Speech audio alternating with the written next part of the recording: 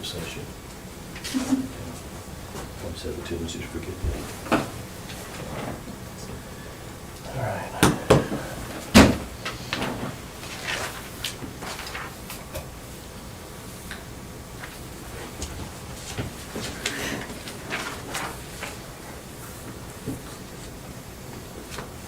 Ready? Ready.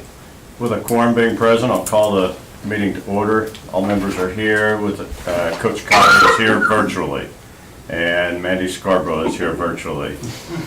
I'm sorry, I thought I was on. Nope, you're not on mute, you're still there. You have an agenda in front of you. Are there any changes, Mr. Hall? Yes, I just need to add Michael Yost as a substitute. Yost. Y-O-S-T. Did we have a new hire that should be in here? It's not on the agenda. No, yeah, hold on, let me look here. Yes, we need to add Andrea Rattery as a certified SPED position to deliver SPED service to our distant learners.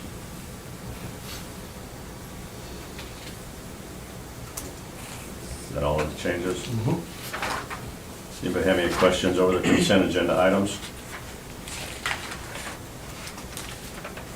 If not, I've received a motion to approve So moved. by Dean, and a second Second.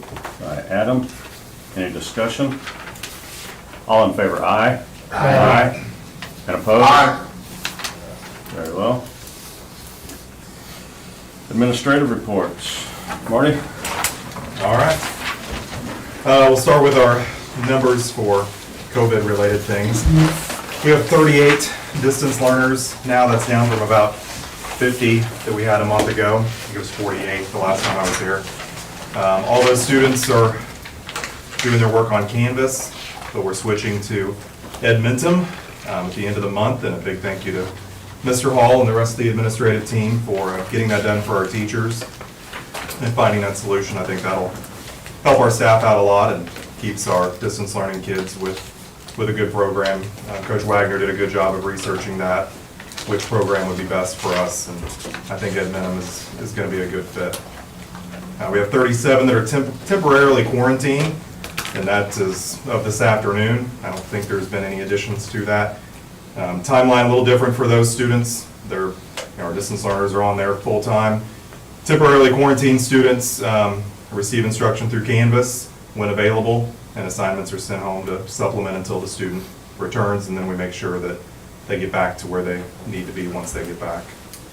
Then we have 4 high school staff that are currently on quarantine. We had 88% staff attendance in September, which is not great, and most of that can be attributed to COVID-related issues.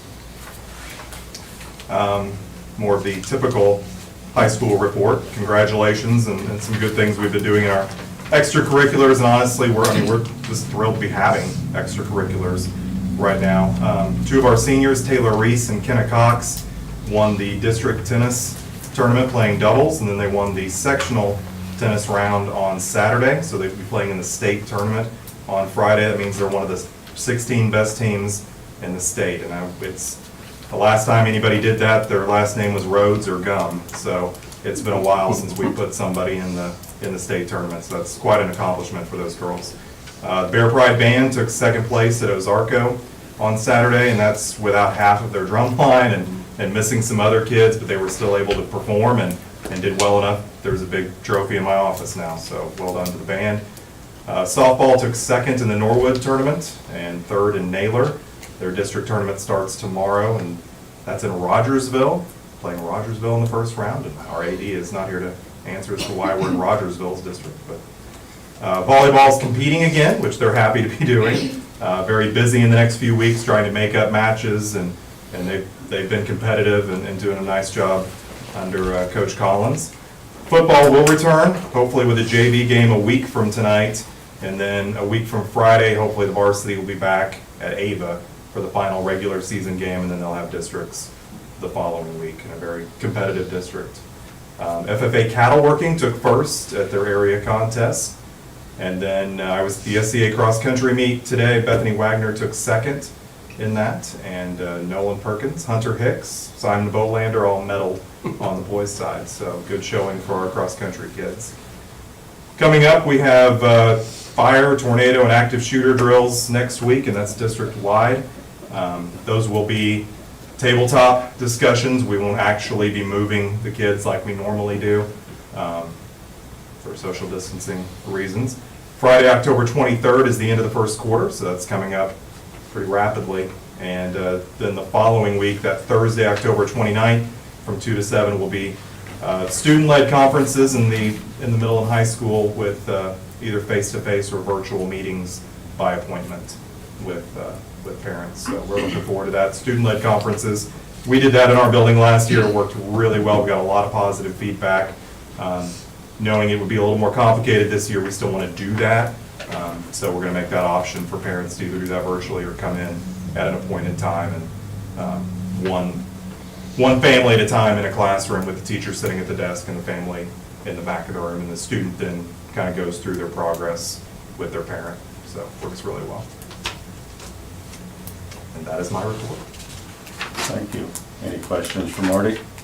Marty, of the 38 distance learners you have, do you know how many of those we've had no contact with? Yeah, and I have it on a spreadsheet, and right off the top of my head, I can't give you the exact number, but it's probably a third of those A third. students that we just A dozen or have so? 5 or more Fs and not doing anything. So I would say probably a third. It's color-coded red on my spreadsheet that we just are not getting anything from.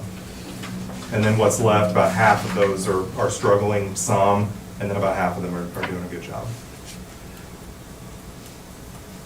So we're trying to encourage the ones in red to come back. Right. So they can receive the help that they need. So the other question I have is actually about the fire and tornado drills and the active shooter drills. Yeah. We're gonna successfully make sure kids know what to do. And I'm thinking about the kids that haven't been in the high school before this year.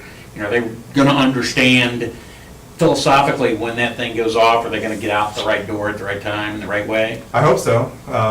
You know, and we'll do another round of these in the spring, and hopefully by that point, we can actually do it. And it may work better. It's gonna be in a smaller group setting, so we can actually have some more conversations about, especially, you know, the fire and tornado is pretty straightforward. This is the way you go, or this is where you report. And the active shooter, we always give them a scenario anyway, so discussion needs to happen, and they go through all those different scenarios. So, yeah, we'll do our best. That's all I had. Any other questions? Very good, thank you. Bobby? Yeah, at the elementary, not quite as much going on as is in the high school, but you'll see the enrollment numbers, they're pretty much the same. I did add a EPSL, Emergency Paid Sick Leave, otherwise known as COVID leave, and we had 13 days claimed in the elementary in September. Look for that number to go way up next month because we've had some teachers on quarantine the last couple of weeks. Distance learners, 25. I had one that was struggling that came back today. And as far as struggling distance learners, I've contacted most of them and convinced them to come back to seated school. As far as moving to Acellus, which is a third-party company that we're using at elementary, I've heard from 9 that have confirmed they want to continue with Acellus, and then I have 10 that's undecided, that hasn't let me know yet.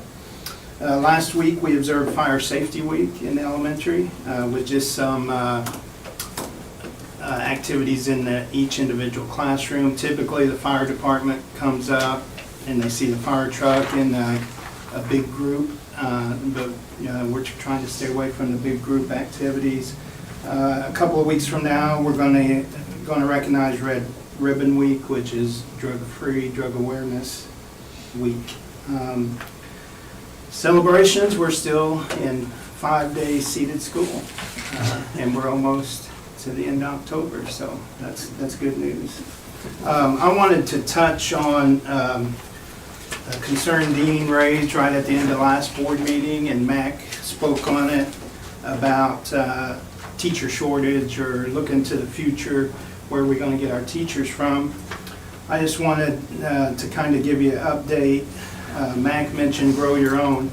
Currently, this year, in elementary, we have 8 Willow Springs alumni that are either observing, they're all at different levels in their teacher education program, doing observation hours.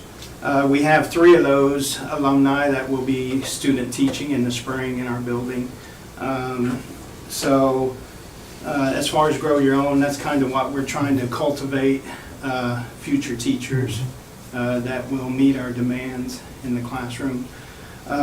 One of them is a full-time para for us, and 4 of them sub for us quite regularly, so they're getting experience of being in the classroom. 3 of them really helped us out the last 2 weeks when we had teachers quarantined, so we just throw them right in the fire. That gives me the opportunity to see them, day in, day out for a little bit, and hopefully in the near future, we'll have some good teacher candidates, so. Any questions for Bobby? You said most of your distance learners you've convinced to come back, but when you broke it out, it sounded like you've got about 9 kids that are going to Acellus and 10 that are undecided. Yeah. So the difference there would be the 6, I'm guessing, that you haven't convinced to come back yet? Well, actually 2 of those 6 have transferred, Out? yeah. Okay. And 1 came back today, so that's 3 of the 6. And the other 3, I'm trying to think, they're accounted for somewhere. Well, I'm just trying to get my arms around how many kids we're not reaching effectively right now. Oh, yeah. I think for the most part, most of them, while they may be struggling, they are communicating. They've got connection. Yeah, yeah. Okay, thank you. And as far as, we talked about quarantine students, really, we do that case by case. If they have good internet, we'll just transfer them over to Canvas. If not, the teacher works with them to get them printed packets and that way, so. Somewhere in the spring, if it all lets up, contact us and the fire department we can come out and do it. Surely we can come out and do a day deal. Yeah, or something. that's a big day. They always enjoy that day. Probably anticipating not receiving those fun gifts that they get every year. Fire Really truck's upset a about that. favorite at our house. They really are. They talk about the fire truck every year. We missed it. I mean, we enjoyed It's it. just one of those years, so. All right, thanks, Bobby. Tina? Okay, I'll start out with my numbers also. As of right now, I have 36 students who are on distance learning. However, 5 of those are on launch, which is the whole semester commitment. 2 of those 5 are from the Ozark Trails facility, so only 3 of those are original to our building students. And then I have 3 of those 36 that are on homebound or a longer-term homebound because of their IEP or because of an injury. So my true numbers are that I have 28 that I consider to be true distance learners, students who were pulled out to go to distance learning. We've been steadily getting those back. I've had about 10 back in the last 3 weeks. I got 2 back this morning. I have 2 that are coming back at quarter on the 26th. I have about 10 that have let me know they are going to stay distance learners. And then, so that leaves me, I still have about 10 that I haven't heard from, a little more I guess than that, but I haven't heard from to commit either way. I've sent a written letter with a stamp on it. I've sent an email to those who have email, not all of them do. I put it on Facebook. I'll continue to do that, but Friday is supposed to be the commitment day to let us know. Otherwise, we'll enroll them in the new program, so. And I also have had 1 request to go distance learning at the quarter. So I'm looking to be in the 27 range right now as far as distance learning. I have 49 currently on quarantine, which is 13% of my building, and I have 3 teachers out right now. If you look at my numbers, we also have the sick days and the COVID leave in there, and that number will also go up in my building this month. So, have to say a shout out to my paraprofessionals have really pitched in, and we could not have gotten through last week without every para in our building. I had, the counselor was subbing, the librarian was covering 2 classes at once at one point because they were both small classes, and then we split those up, but everybody in the building just really pitched in to make sure that we're trying to maintain quality of instruction, and that's hard to do when you have a lot of subs in the building, and especially when it's this sub that day and this sub that day, because right now, we're all 3 sharing subs. We're not fighting over subs. The secretaries put their heads together and they figure out what, who needs them the most and who needs which one, and they've really done a good job with that, so we're making it work. Some good things. Our attendance we're not quite at 95% like we were last month. I like to see that stay right up there at 95%, but we're down just a little bit this month. We are preparing for student-led conferences. We did not do those last year. We kind of stood back. We had a lot of new things going on in our building, and the elementary and the high school both did them last year, and we just followed their lead this year. We looked particularly at the high school since that's the building closest to what our building looks like. We took some of their materials and their things that worked and things that didn't, and we developed some of our own materials. In our advisory groups, once a week, those students are going over artifacts, things that they've done in class, and they're finding one that was their most challenging one and one that was their most rewarding one. And those are what they're going to talk about their parents with, and they're going to explain why it was rewarding, why it was challenging. We'll have iReady tests in there. We'll, of course, have report cards in there. And then we're practicing through with a script. One thing that our building did last year was our externship grant, and we went to area businesses, and we said, what can we do better as far as getting our graduates ready for you, starting in the middle school? And the high school they were part of that same grant. And what we heard a lot of was just simply those, we called them soft skills, employability skills, being able to speak to people, knowing to take your hat off when you go in and shake somebody's hand for an interview and things like that, staying off your cell phone while you're interviewing, and just those skills that employers want our students to have. So we're working some of those into this preparation and just trying to teach them how to properly introduce yourself and introduce other people and present yourself to other people. So that starts in 5th grade. So and I had one in the elementary last year, and he did that same thing, and he did it well. So I think it's something that we're all working on, so that's a good thing. We had a student of the month from our Character Strong program, and that was Colton Stola. And Terry Newton is very good to us. He gives them a nice gift card every month. Our Character Strong program, that was a pretty good initial financial investment. It does not cost a lot every year to sustain, but the teachers are being very consistent about implementing that. It's not this teacher does it, this teacher doesn't. They're all implementing it. It's a very easy to use curriculum, and the materials are right there for them, videos and printables and all of those kinds of things.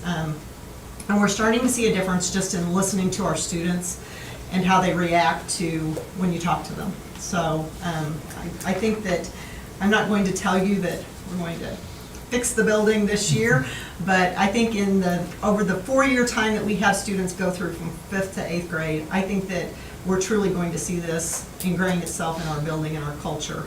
We're already starting to see the signs of it, so I think it's been a good move for us. Fall sports, we have a volleyball game going on right now against West Plains, and we're wrapping those up this week. They have their last game tomorrow night against Houston. I think the football boys are at home Thursday night for their last game. Cross country is running tonight, and they've all worked so hard. We're so proud of them. They just really put that effort out there, and I love to go watch them play. So, and our coaches, that's a lot of time and a lot of effort and a lot of emotional investment, and I always appreciate the job that they do with those kiddos. So What else? Seems like I had some other notes here. Maybe not, but we're plugging along at the middle school. Is your distance number down quite a bit from where you started Oh the my year? goodness, yes. I We thought were you up were over pretty. 60 at one point. Okay, that's what I thought. So I had several of them come back, and like I said, I got 2 back this morning, Right. and, you know, we have some. We don't have any who have literally, we haven't seen any work out of them, but we have some that are not succeeding, and we're hoping to get more of those back. We have some that are doing quite well with it, you know, they have really, those have really good, they had good work ethic going into that, and they have good parental support at home. And it takes, I think, both of those things to really dig in and spend 6 hours, 8 hours a day is what it takes. It's the equivalent of a school day, I think, for a lot of them to really get in there and do the work. And I always warn parents about that when they call now and say, I'm going to distance learning. I say, let me tell you what I know about this experience from what I've seen so far this year, which I couldn't front load it like that at the beginning of the year because I didn't know what it was going to look like. But some of them decide not to go that direction. If you don't have a student who is capable of being that self-disciplined and you're not there to really make sure that they do it, then it's not easy. So. Right. Okay. Any other questions? Yeah, so I'm trying to get back to the number of kids. So it looks like we have 100 kids on distance. And I'm trying to get to the number of kids that we haven't really had any significant two-way conversation. It sounds like it's about a third of them. Is that, I mean, just roughly? I don't think I have any left on distance learning that we've had no conversation with. We have some that aren't turning in good work, they're not turning in consistent work. I would say maybe half, but, you know, my teachers they just hound them on the phone and on the email. Okay. You know. Fair enough. Yeah. And I'm not trying to fault anybody here. What I'm trying to understand is, are we gonna take those, if there's 100 kids on distance, then it's 20%. I mean, whatever the number is, are we gonna take those 20 kids and just roll them in automatically to Acellus and Edmentum without having any contact with those parents? Have we had contact with those parents?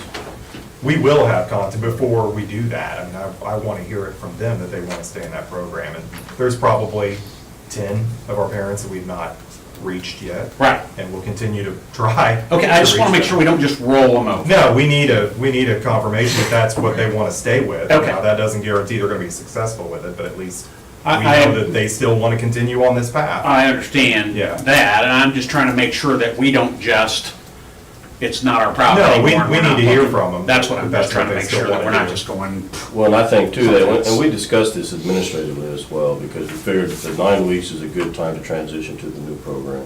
But if we're not hearing from folks now, or we're gonna reevaluate at the end of the semester, at some point in time, it's gonna be, well, this isn't working for you. You'll have to either come back to school, or the only other option is to homeschool. And at some point in time, that decision will be made, and that option will be given to them. But isn't 9 weeks pretty far out there on whether they need to be here or not? I mean, Well- is there some time in there we need to set a date? I mean, 9 weeks is pretty far. we're gonna pay for Acellus, and, I mean, these aren't Either way. free programs, right? Yeah, we're paying. I just wanna make sure we're not just rolling kids into those No. programs and sending money if kids aren't engaged. Are you saying at the end of the first 9 weeks or the end At of the end of the semester, we're thinking about reevaluating at the end of the semester. At So the you're 9 saying weeks, 9 weeks at the from now. 9 weeks, we gave them the option, either come back to school, or you'll be going to a new program. That would be the only option you have at that point. If we still don't get any feedback or input from them at all, engagement, then, yeah, I think at the end of the semester's over, which is a good time to do it, because we're switching classes and everything. It's either come back, or you'll just have to come in and sign the homeschool papers. So I that'd think be, right now, the distance learning, it's kind of subjective to whether they're struggling or not. But with Acellus, I know it lays out this many tasks they have to complete in a week, and it's very clear if they're 70% proficient or 80, what kind of. So, task. so you think that giving them 9 weeks on these programs is gonna give us a better position To say, to yeah, say, it's you're black and not, white. you're not being successful? It's black and white, Okay. yeah. If Well, you tip- weren't successful with our program and you're not successful with that, you're not going to be successful. Right. Yeah. You know? Okay. But the state law on virtual learning basically says we have to have a reason to determine that it's not in their educational best interest to virtual learn, or in this case, distance learn. the way the law stated, they almost have to get in and fail first. And then once they fail, then we have a reason to say that's no longer in your educational best interest, and that typically happens every semester. So unfortunately, yeah, we have to see them fail before we can tell them that. So, And if they fail a semester in the high school, that's gonna have longer term impacts on their ability Yeah, to that's graduate. four credits that they've lost. right, and it's gonna be, not just at the high school, it's still gonna be an issue district-wide as far as promotion or retention on some of these kids. Well, You know, I Exactly mean, right. They'll have basically a year and a half of no formal instruction. So it's gonna create some administrative decisions down the road that's gonna be very difficult to make, but I think are the right ones to make. Okay. So, All right, thank you. all right. Yeah, thank you. Go ahead, Ed. If they come back and they are a semester behind, how will they integrate back in? I mean, where will we? That's a good question, Adam. I know it's in discussion. Our counselors and the principals will work to try to get them the best schedule that we can. They'll probably have to, on the high school level, we have credit recovery, and there'll probably be some staying after school and working on those programs to recoup that credit that they've already lost. But I think we all are wanting to see them come back now, because it's gonna be a lot easier to catch them up now than it will be at semester. Or even 2 weeks from now. I mean, that's why we've been trying to contact them now and get them back, because that's gonna be the easiest thing, is to catch them up now. Yeah, it sounds like you guys have all done a good job on that. And I think based on these numbers, I think they will continue to go down. Because I think as we go through the semester, we will get more and more kids coming back to us. Because we've already gotten, depends on how you want to count Tina's, because she wants to pull the virtual ones out. But she's we're closer to about 81 district-wide. Up in the 90s if you count those other ones. We're already down 35 kids from when we started. So they are starting to come back. And I think a lot of that is parents are understanding how difficult it is to do, to keep their kids on task and focused and doing what they need to be doing to learn. And so they're saying, hey, we need them back in school. And so that's the reason I think we'll continue to see that trend. And that's a similar trend that area school districts are seeing as well. So, and I don't have anything else, except a lot of what I want to talk about will be during the COVID update. Okay. Marlena, did you have anything that you wanted to talk about on the SPED side? On the SPED side of it, of the numbers that were presented tonight, we currently have 23 distance learners, special ed students. Our situation is just a little bit different from the building, even though they're switching over to the new program. What's unique about special ed is that we still have to provide special ed services in addition to what they will be doing. Whatever the IEP team has agreed that we're going to be providing. Those are individual conversations based on the needs of the student. So we will have 23 that we're going to be working on providing special ed services for. We also have to provide special ed services to our quarantine students, and currently we have 22 of those. So we have about 45 students who are not in school that we are, currently it's been the special ed case manager at each grade level that's been providing those services. And it's quite daunting in addition to everything else they're doing. So we were looking at some relief, and I know that with the addition of additional staff member, we're hoping that person's role will be strictly to provide the special ed services for our distance learners and our students who are on quarantine. And the quarantine number will be kind of come and go as the students come in and out. Just from the numbers I ran yesterday to today, it grew 3, so that number will continue to change. Special ed world, anything else going on? We received our results from our self-assessment last month. We had every 3 years with special ed, we have to submit a specific number of files based on the amount of students that we have enrolled in our district. Currently, we have 236 students who have IEPs in district, and so based on that number, we had to submit 20 files to the state last year. There's about 200 indicators per file that are reviewed, and we were 94% compliant as a district, and so we had about 5 areas that we had to write corrective action on that will be due by the end of the month.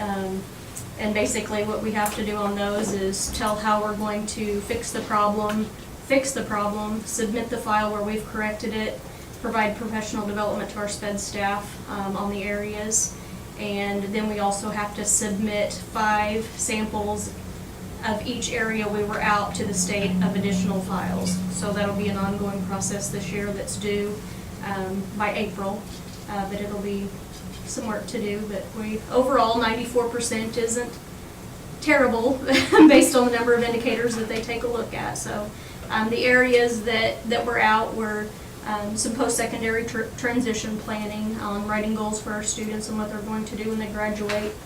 And then some evaluation information and what's listed in the student's IEP wasn't consistent. And then the services that are provided based off of the evaluation information that wasn't consistent. So those were the main areas that we have some work to do on. Very good. Any questions? You said 26 kids distance? Is that? 23. 23? And is that the number that you expect to continue on, or is that, or do you think that number will drop as some of these kids come back?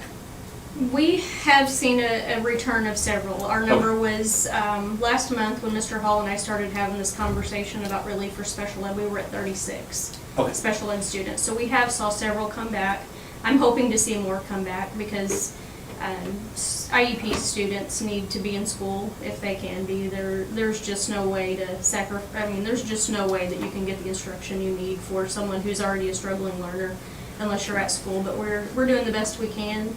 And making sure that we have a lot of communication with the case manager and the teacher, classroom teacher, on how we make sure their IEPs are implemented, and then providing the kid the support that they need, because sometimes those are reading every assignment, reading every test.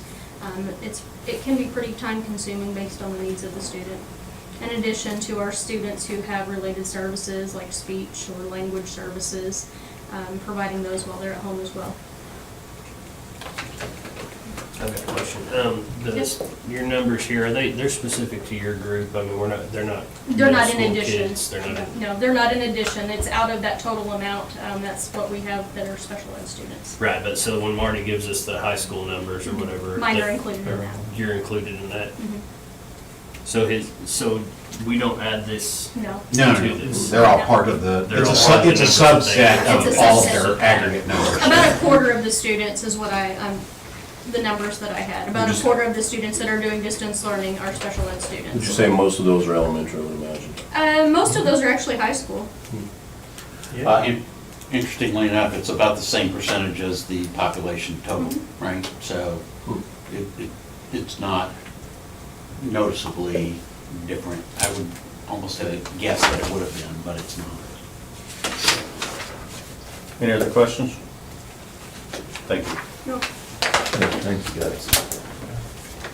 All right, Ms. Hicks is here to present on the TIF, is that right? Yes. Very good. We'll turn it over to you. Well, I guess my first question would be, first of all, thanks for allowing me to come tonight and just kind of give you some information.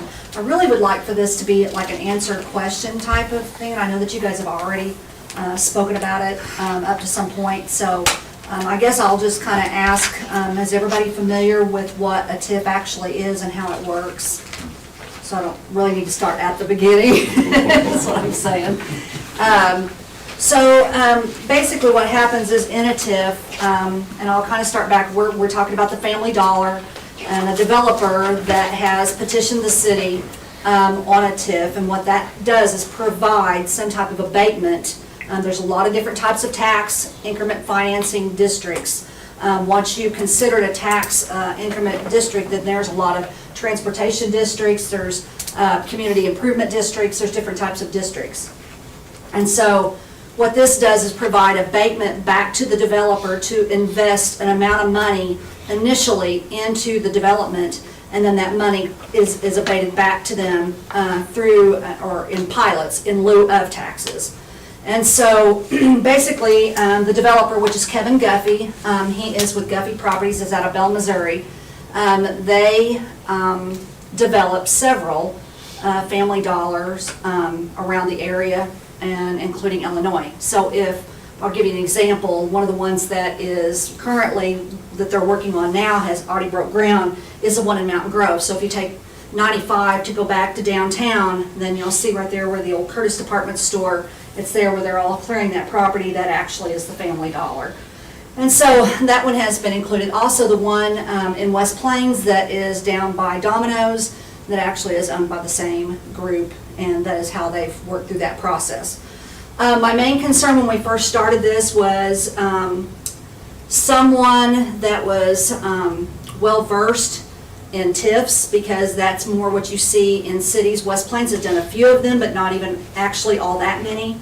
But it's becoming very popular because this is a way for people to invest in smaller rural communities and be able to abate that money, to get some of that money back to actually for that investment, and in turn that helps your community as well. So I guess what I really want to bring to the table here is that this does affect the school, and every overlapping taxing district has a say-so in regards to whether we move forward with this TIF or not.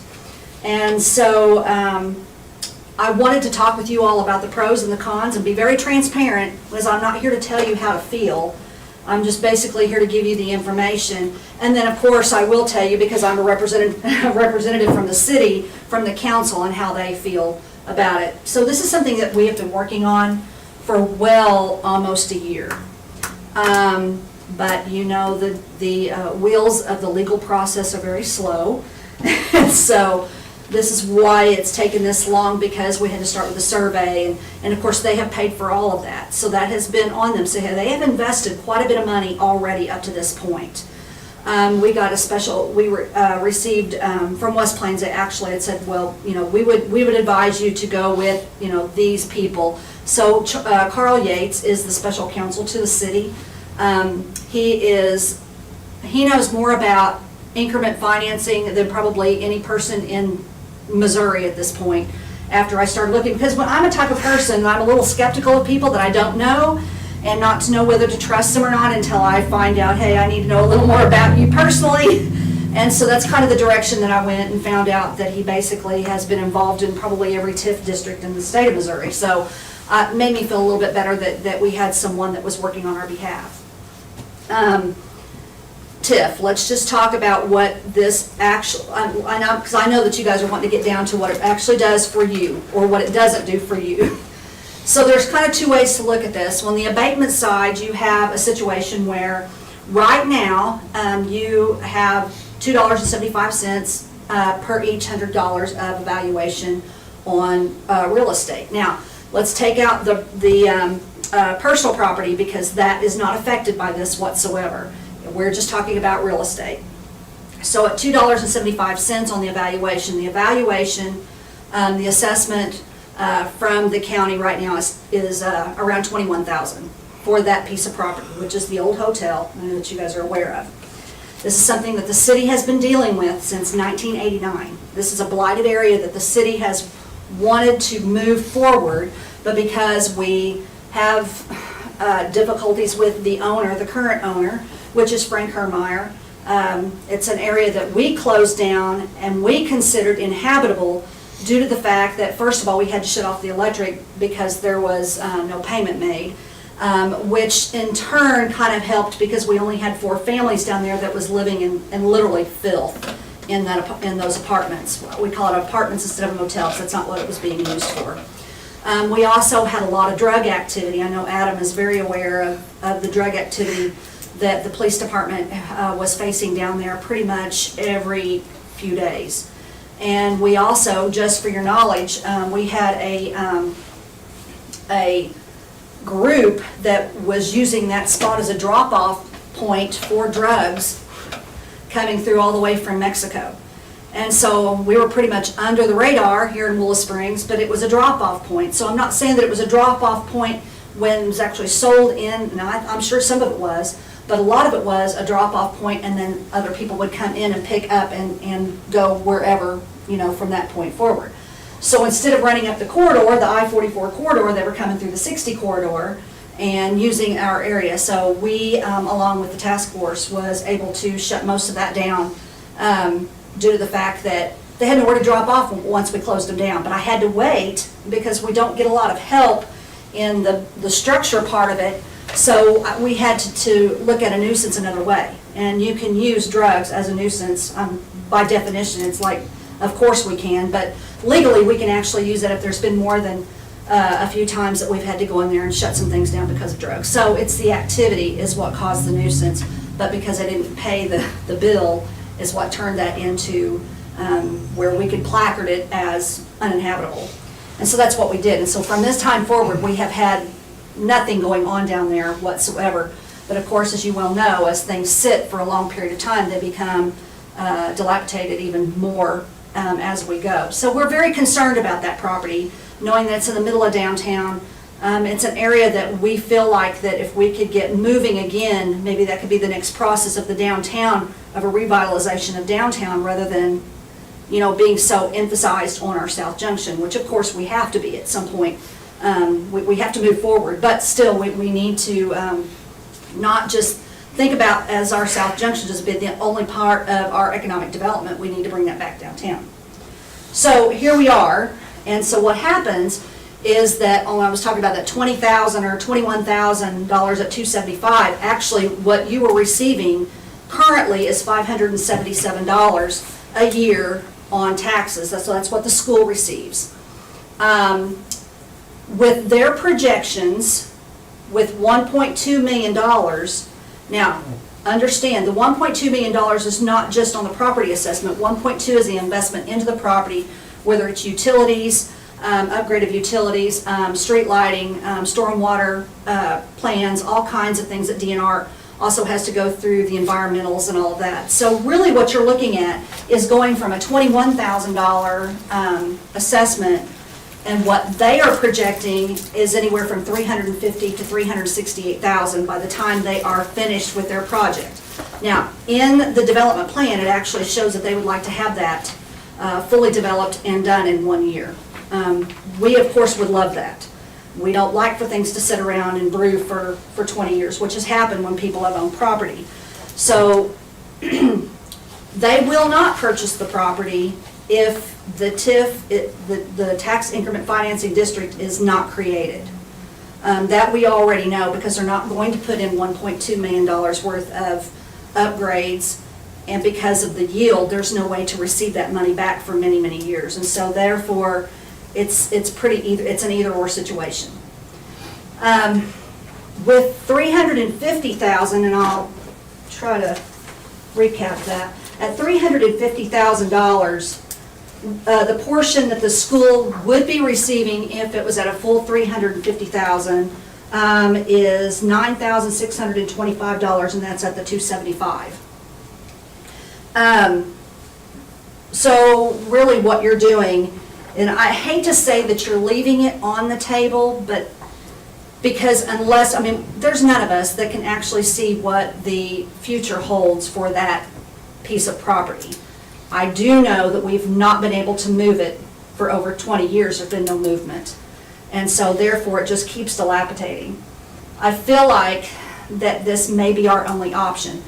Do we have another person in town that's interested? We've had people give him offers to buy that property, to develop it in the past.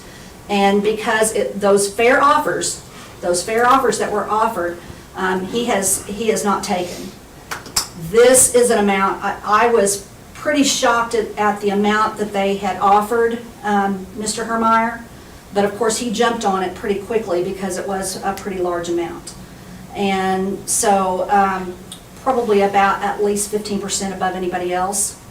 And so we know that was well over $100,000. I know at one time he wanted $250,000 for it. We knew that he probably would never get that. But anyway, the way it has gone down, I certainly would not give over $100,000 for this piece of property.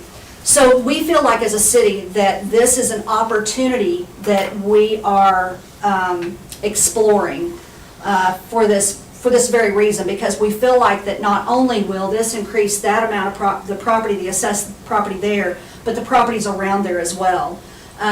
Just to throw this out so that everyone knows, but across the street, there is a purchase, or there is a contract for purchase across the street as well, for a movement of, and I'll just tell you, it's Dollar General. They are going to be moving in another location, and they would like to look at the property across. We've already got site plans for that. So we know that that's being developed. Now, nothing toward what's going on up here, it's just that the lease was up, and because they needed a bigger parking area and they didn't like that park, and G&W probably has some other plans, they just could not get together on that lease, and so therefore the developers behind Dollar General is now looking at the property across from the hotel, When you say across which street? where Sonic, Okay. and then Donald Jean has a place there behind, close to the railroad tracks.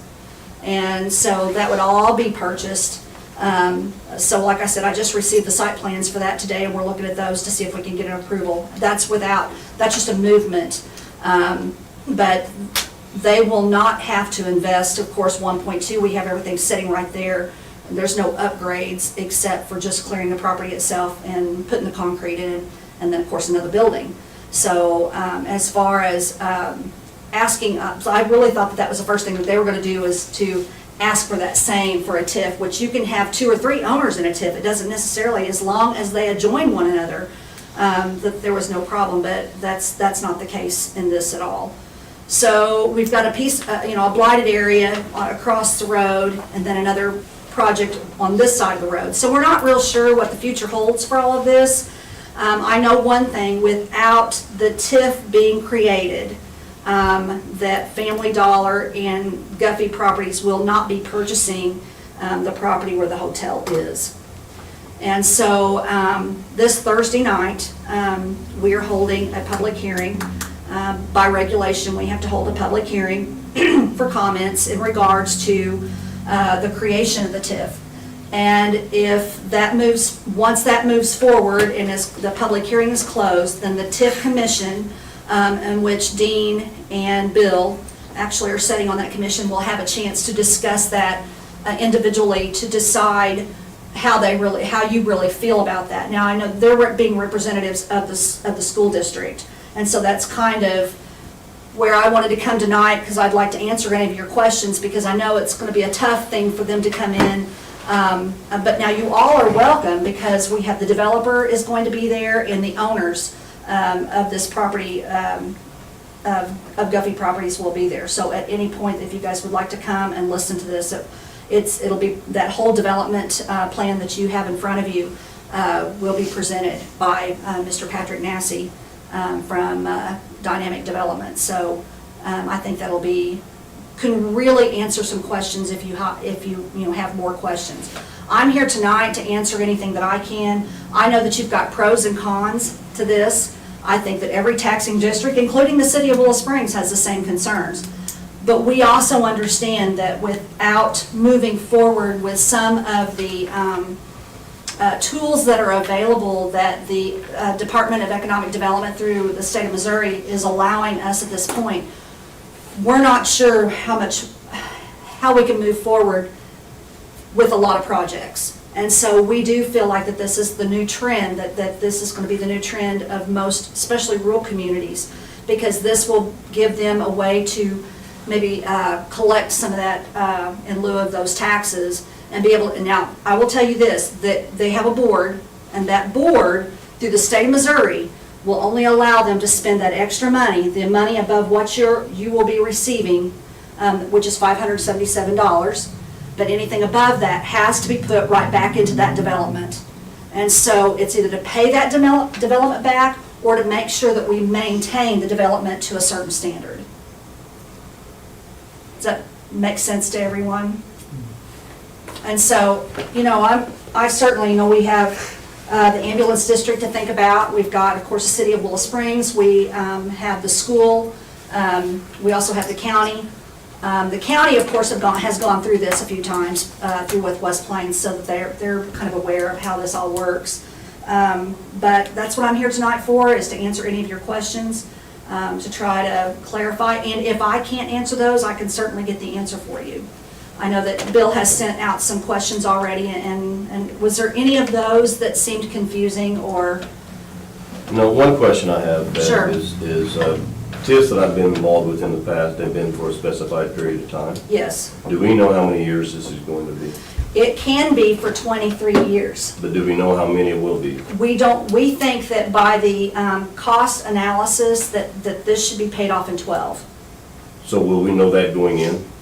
I don't think that we're going to know how much is truly the investment on their side and what will have to be paid back to them until the money is actually Project's spent. over. Yeah, now there is criteria though that have to be met, so they can't shorten, like in other words, if they say, okay, well, we got $1.2 million and they've decided not to put in the stormwater plan, that's not possible. They have to do what the state regulations is saying. These are mandated regulations. And so they've already done the environmentals, they've already done the survey work, they have already spent about $20,000 with council, and I'm not sure, I think they're up to like $7,000 with Dynamics. So I think all in all, they have already spent close to $40,000 for this project. But they know that going into it, that they have to spend, they know they have to spend the money.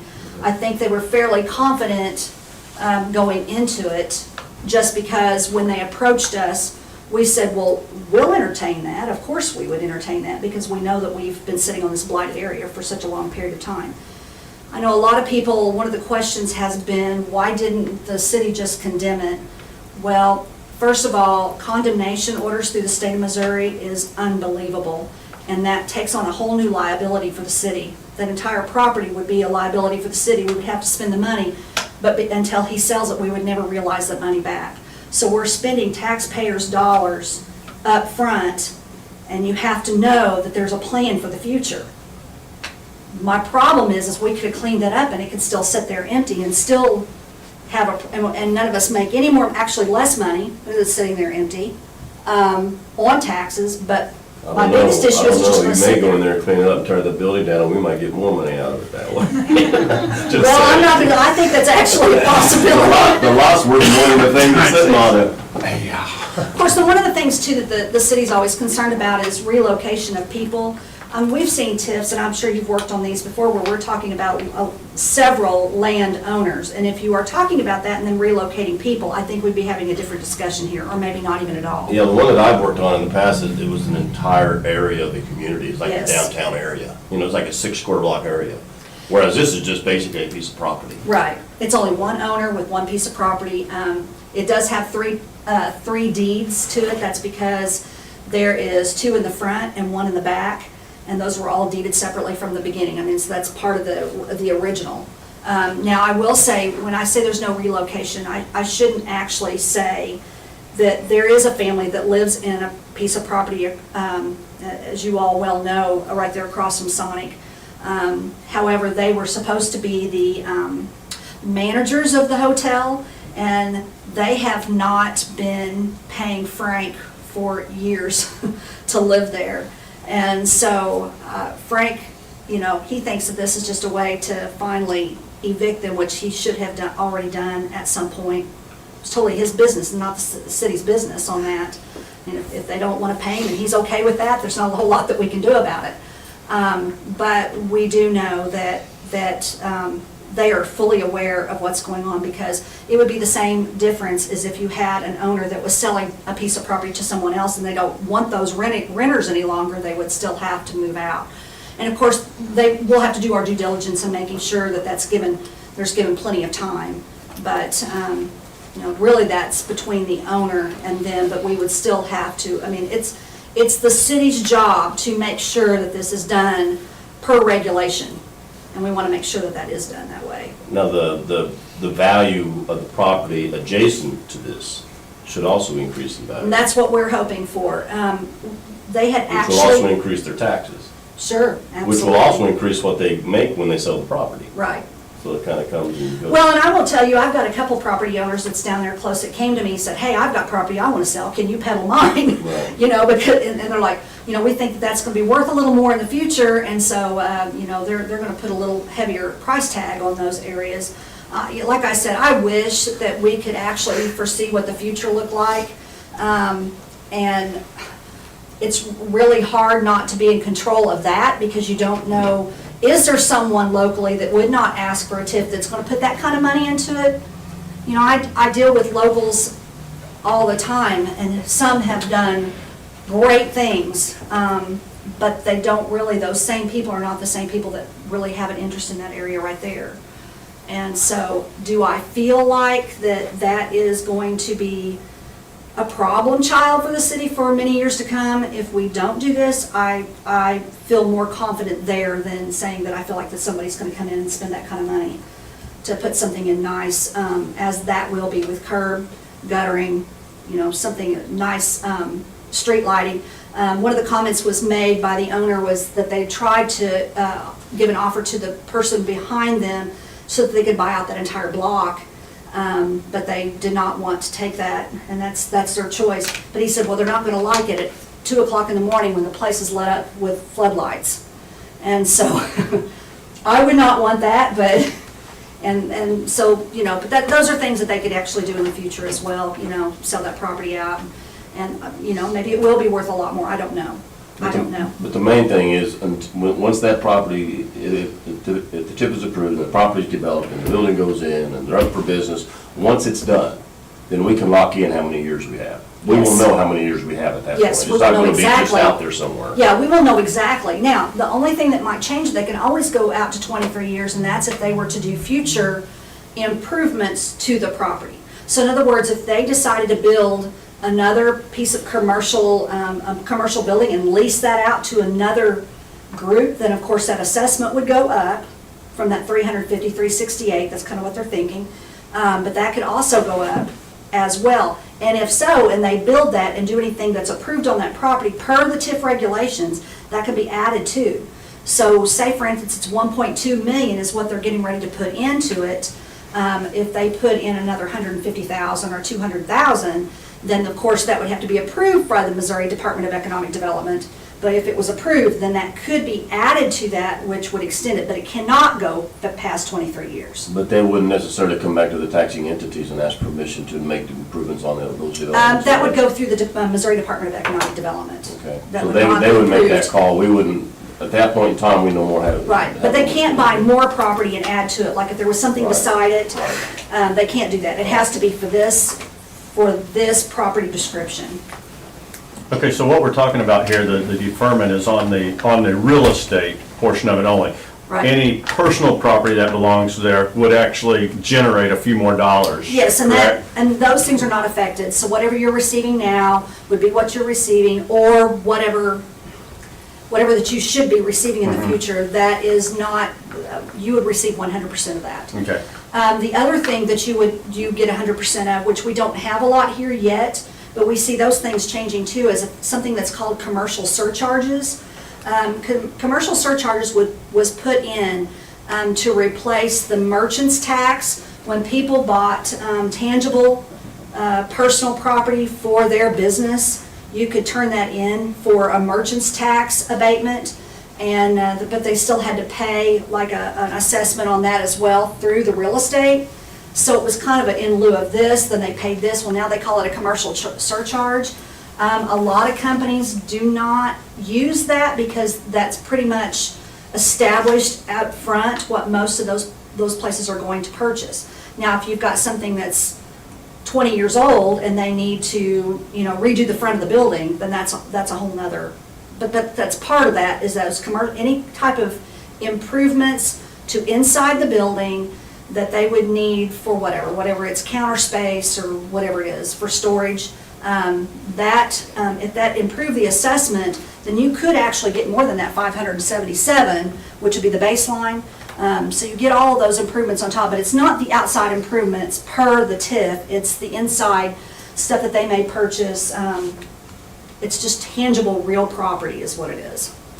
They don't use it a lot around here, that's why we really haven't been talking about it that much, because I don't think that most people use that because they don't need it. A lot of places don't need it because you have a business that is owned by an individual, and they already can show a loss at the end of the year, so they don't really need that tangible property. But they use that commercial, they use it in farms, what they call farmer surcharge. So I mean, there is some things that are kind of considered that, but around here we just don't really see it, so there's been no reason to really bring it up. So, But if you did, you would get 100% of that. So the Guffey property comes in, they buy this, they build the building, do all the, everything, and they're gonna invest about 1.2 million by the They time. have to upfront it. And then they put it up front, but at the end of this whole deal, their investment after they get all this money back is at zero, correct? No, their investment will be, okay, so let me give you, do you guys have these in front of you? No. Okay, well, let me get to a page and I'll show you. Okay, so their investment is 1.2 million up front. By the time they get done with pretty much what they feel like that they're going to receive back in that period of time is $869,250, which shows that they will have to have $335,000 that they will invest on their own. So they have an investment of $335,000 up front, and that has to happen, or the state, the Missouri Department of Economic Development, will not approve that. They have to have a certain percentage of their own money invested in the project. So when this is all said and done, if everything was to go exactly like this plan, then they would have invested $335,000 into this project. I don't think I understand that part. Well, the difference between the 1.2 Yeah. million, which is the upfront, and the general cost, it's called anticipated development plan, project cost that is going to be funded by the TIF would be $869,000. So the difference between the 869 and the 1.2 is really the $335,000. 25%. Yeah, and they have to invest that, or it's not approved. It wouldn't even, we couldn't have even started that project without that. Okay, what happens if their business doesn't make it? What happens if they hold out for 5 years? Yeah. Then does the The TIF TIF go goes away? away. The It TIF can't go- be transferred to different owners? No, it and- cannot. Okay. No, this is for Guffey Properties. That was my very first initial was the assurances. I want to know what the assurances that the city has that this is going to continue. But at any time, and I'll give you an example. Is the city gonna have any investment in this, or are they gonna invest everything? So Okay. they have to pay for everything, even the special counsel that we Okay. are receiving. All right. How they do that is that they give us $20,000 in a reserve called under the TIF fund.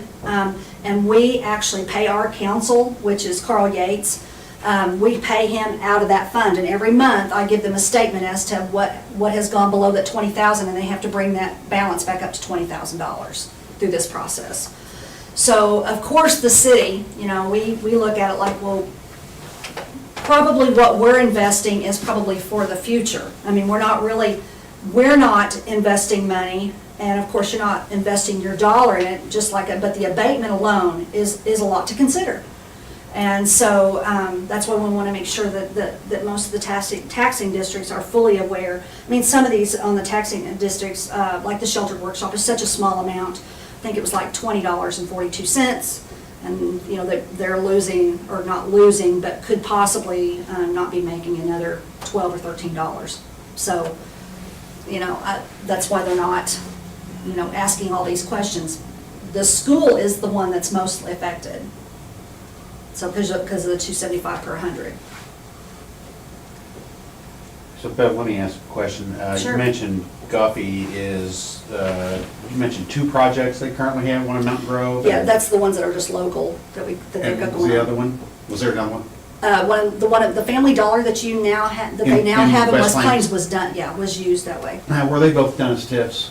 Yes. Both. No, the one in Mountain Grove is not The done one in in TIF. Grove is not a TIF. No, I because didn't they see had that that invested. was- Yeah. Yeah, so I was talking to the city administrator about that, and he said that there was another developer that was working in partnership with them on the project. It's almost like Dollar General, how they're just popping up. They think that this is the wave of the future. Rural areas, especially during COVID, they don't think, and I agree with them, I do not think that things are going to change, that people are going to feel real comfortable about going back out and going back to the cities and spending all this money, going out and shopping the way we used to.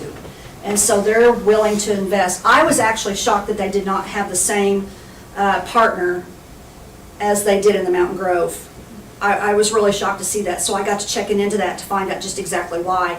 And it was because of a partnership that they had had in St. Louis, that there was a deal made with them a long time ago in regards to, and they just found that Mountain Grove was probably the best. They're wanting to sew up those areas just like Dollar General. How they place them every so many miles, like every time you turn around, there's another one being built. They just believe that's the trend for the future. And I will say this as well. So when I first started talking with them, my question to them was, do you think that there's room in a town of our size and community to have $2 stores in town? Because that was one of my first questions. And this is how they responded. Family Dollar does things a little differently than Dollar General. What they do is they go in and they study your town and your community for about 6 to 8 months and come up with a solution in regards to what it is that they could provide to Willow Springs. So of course, there's going to be a lot of items that would look the same, but there's a lot of items that would not. So what they're trying to fill is those gaps where people do not have to go out of town. They think that people, their rule of thumb is if you live 15 miles within a Dollar General, you're going to go to that Dollar General really rather than going to Walmart. And they just feel like the trends are changing, people's purchasing trends are changing. And I think that's why they're willing to invest this. I will tell you this, when the very first time that I talked to Kevin Guffey, the first thing that he said to me is he said, you know, we've been driving around looking at a lot of rural communities, but he said that Willow Springs has got a real feel for that new modern downtown small people going back to small town rural community. And because you guys have so much going on, we talked to the Missouri Department of Economic Development, and they just said, hey, Willow Springs has got it going on. You need to go down there and check it out. So he said it wasn't that we drove through and said, oh, this is where we want to plant. He said it actually was fed to us by the Missouri Department of Economic Development, which I appreciate that. I mean, I appreciate just having the thought that, hey, we're someone that's trying to move and do something maybe a little different. So I hope that we're all thinking the right direction. I will end with this with you. The council has been in lots of conversations with these people, and we have really tried to do our due diligence by collecting all this information. I'm certainly not going to tell you as a school district how to feel about this. As a city, and I'm speaking now on behalf of the council, but we feel like that this is really an opportune time to do something different that we have not done in the past that other places have used and been very successful with. If we don't start doing something different, we're just going to continue to have the same. And so, you know, as risky, I don't feel like it's a huge risk. I know that probably is not the same opinion by everyone, but I will say that the council unanimously thinks that this is going to be a good change for Willow Springs. So, another question. So from a business owner's perspective, from somebody that's going to put this in, what's the cons to this? Like, why is Dollar General not asking to do the same thing? Well, I don't think it fits in their model because it's just like anything else. It's just like if you go out for a grant. I know that you guys apply for grants all the time, but you have this long list of regulations that you have to go by for the next X amount of years. A lot of people are very independent and they do not want those whatsoever. But then I talked to, when I started doing business with the South Junction and people that are coming in to look at property down there, they can't think of anything else but that. We need a SID, we need a TIF, we need those things. That's the only way that we won't do business in any other way. So it seems to me like it's a business model. I know that Dollar General wants to have their flexibility because we know them well enough now. We've done so much business, they're very independent. But they also own a huge amount of other assets that are not even included in the Dollar General business itself. So I think it's their business model. I'm not sure, you know, I'm giving you my opinion on that, so. Nobody's approached you about doing one at the South Junction? Yes. Oh, Not a TIF, a SID. okay. Rick Hoover, of course, he owns 3/4 of the property down there. We had tried to actually put a SID in once before, and just to kind of give you some history there. A SID is a community improvement district, and what that does is allow them to charge an extra 1%, up to 1% on top of the sales tax that the city already, being inside the city limits, we already charge. But in turn, you have a board made up of all the owners. It's not really a TIF commission that is self-removed from the group itself. This is a group that takes this X amount of dollars and then makes decisions based on the people that are involved, the properties that are involved in the SID. Part of the issue last time is that Rick Hoover would have really liked to have had about 6 different properties in the SID, 6 different landowners, but he wanted all the board seats for him and his family. And of course, the city would only, we only have 1 board seat on that SID project, and we didn't feel like that was fair. If Asha Patel has put in X amount of dollars and she has street lighting that needs to be replaced, but if you have all of the directors on the board sitting from one family, we don't feel like that is a good model for us. No. And so therefore it just fell through. Now, I will say this, what I have said to him many times, and this is what he's wanting to do now, is just on his properties that he owns now, is to create a SID, and he would be the only owner for it. And I said, you can have all the board members you like. But that's not really an effect like on the overlapping tax districts, because it's not an increment financing, it's basically on whoever spends money down there. Right. Okay. I think that's all I have. Does anybody else have any questions? Well, I certainly appreciate the time that you have given me tonight. I'm sorry, I don't mean to rattle on, but this is a huge project with a lot of information, so I wanted to give you all that I have, that I felt like that was needed. And of course, I won't stick around. You guys can talk about it freely. It doesn't hurt my feelings at all. And, but if you'd like to come on Thursday night, that would be awesome. The public hearing starts at 5 o'clock, and by the way, did I tell you there's a change in location? Yes, it's at the MoDOT building. We had to do that because of the social distancing, and there is no way to get that many people. You know how we were in there the other night, and we really got to thinking about it. I did not think that was a good choice.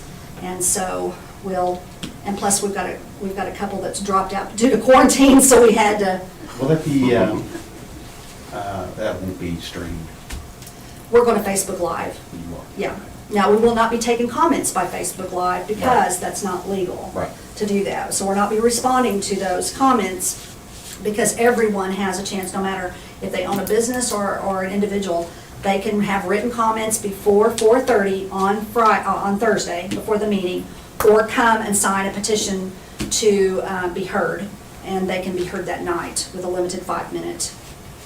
So I am not sure how many I really expect, and so I was worried that we would have an overflow of people. And But the process would be, you have the hearing, then you have the commission meeting, then you have the Yes. council meeting, right? so yes, so at 5 o'clock we'll have the public hearing. We'll open the public hearing, and we'll go down the roster. At the same time, we will have that presentation during the public hearing from Patrick Nisi, and of course Kevin Guffey and Steve Rollins will be there. Carl Yates will be by phone. He cannot make it because his wife is very ill, and so he's at home taking care of her. But he will be available by phone. I talked to him about a Zoom meeting, but he's 82 years old and really decided that he didn't know what Zoom really meant. And so I said, we'll have you by phone, and that'll be fine. That'll work just fine. And so from that point, then after the comments are received, we will close the public hearing, and then the TIF commission, the commission itself then will get together, and it'll of course be an open, but we will discuss our thoughts and make a motion or not to move forward with the TIF, or make a motion to recommend that to the council. Once that is done, if that occurs, then we will close the meeting, the TIF commission meeting, and then open the council meeting. And the chairperson, which is Kim Rich, then would give that recommendation to the council. I will say that if that recommendation is given to the council, there probably isn't going to be a lot of other discussion after that, because we've been so involved in that to this point. So that I would say that ordinance will pass pretty quickly. But I am certain that they will take the recommendation from the commission.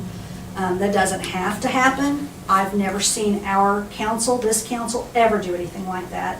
They, work on behalf of the people, so. Well, thank you for your time, I appreciate it. Thanks for Thanks, coming. Beth. And of course, you can always email me more questions if you guys come up with. I'll try, I'll do my best to answer them. Thanks, Beth. Thank you, appreciate it. So we need to have a little bit more discussion on that. That's up to you. I feel we do. When we talked about this at our planning session, I don't think everybody was on board to approve that or give you all, I don't know if we're giving you the authority to approve or giving you our thoughts, but after listening to her and studying on it a little bit more, I mean, I wasn't all for it, but for the community, I think Bev's right, that's probably the right thing to do, that maybe the only way that area ever gets cleaned up. I'm not gonna try to think about it from a business owner standpoint, but from a school district standpoint, I don't know that it'll ever get cleaned up and we start receiving any more money from it anyhow, so ultimately, we're really not losing anything, I don't see. So I would be in favor of go ahead and being Oh, for yeah. that. Anyone else? That's the way I see it too. We're not gonna lose anything, because it'd probably sit there for 20 years and Yeah. not change a thing. They already had. Yeah. Dean? It's been run down for. Yeah, I mean, I looked at it pretty closely, and as long as the TIF commission is, or as the district is the same as the property, there's almost no reason not to. Yeah.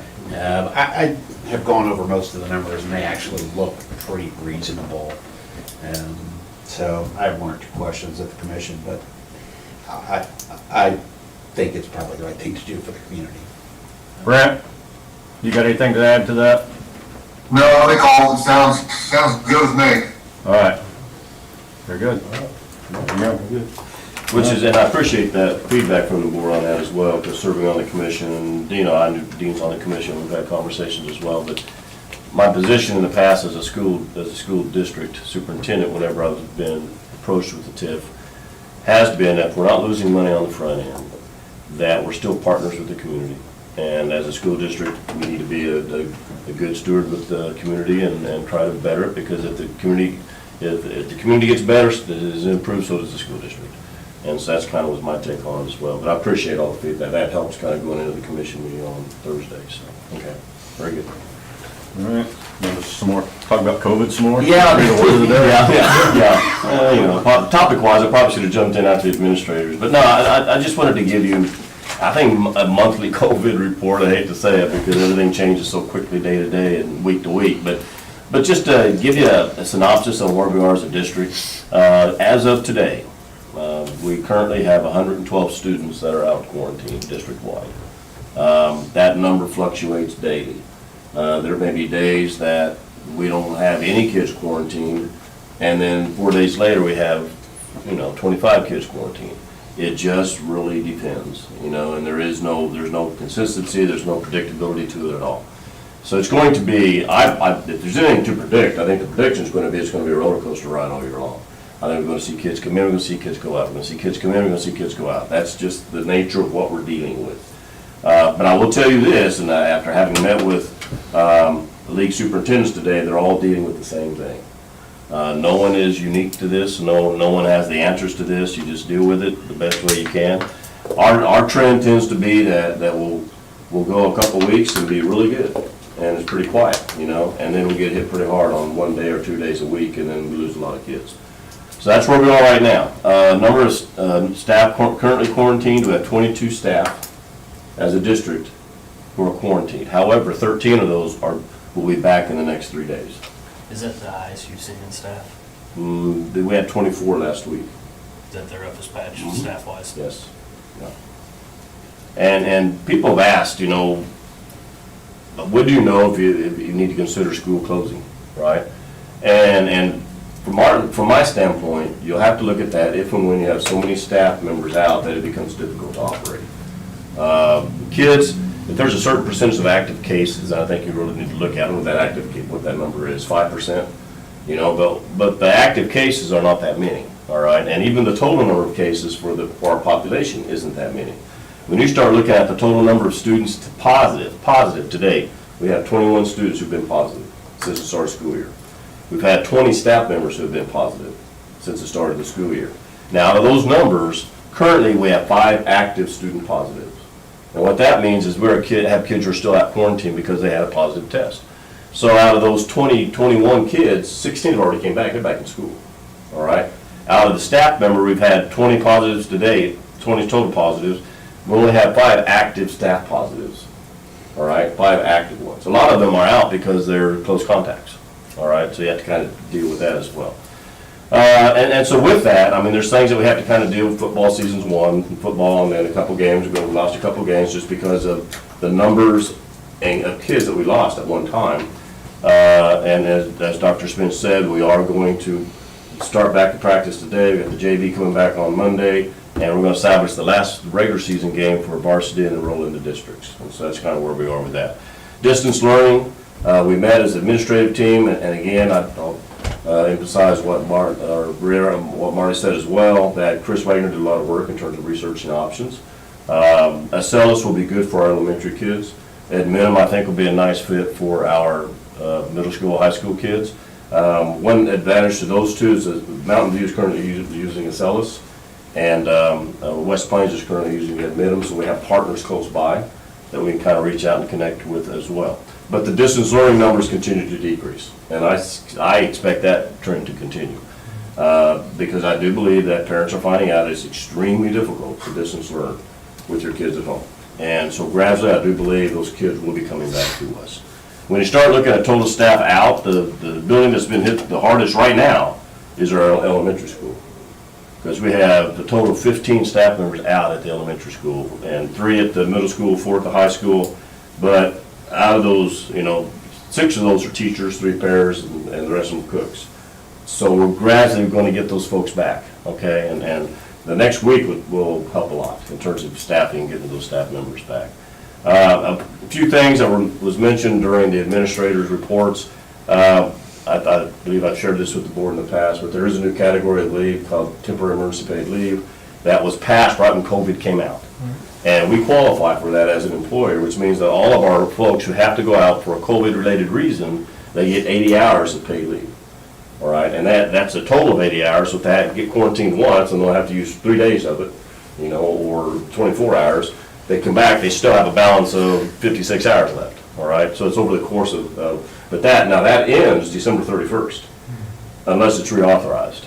Hopefully Congress will step up and reauthorize that thing, but if not, that goes away December 31st. That's important to our staff members, because without that, they would have to use district paid leave to do that. And we also have, you'll see a policy, and we'll go through the policies, we also have some folks who make a decision to work from home.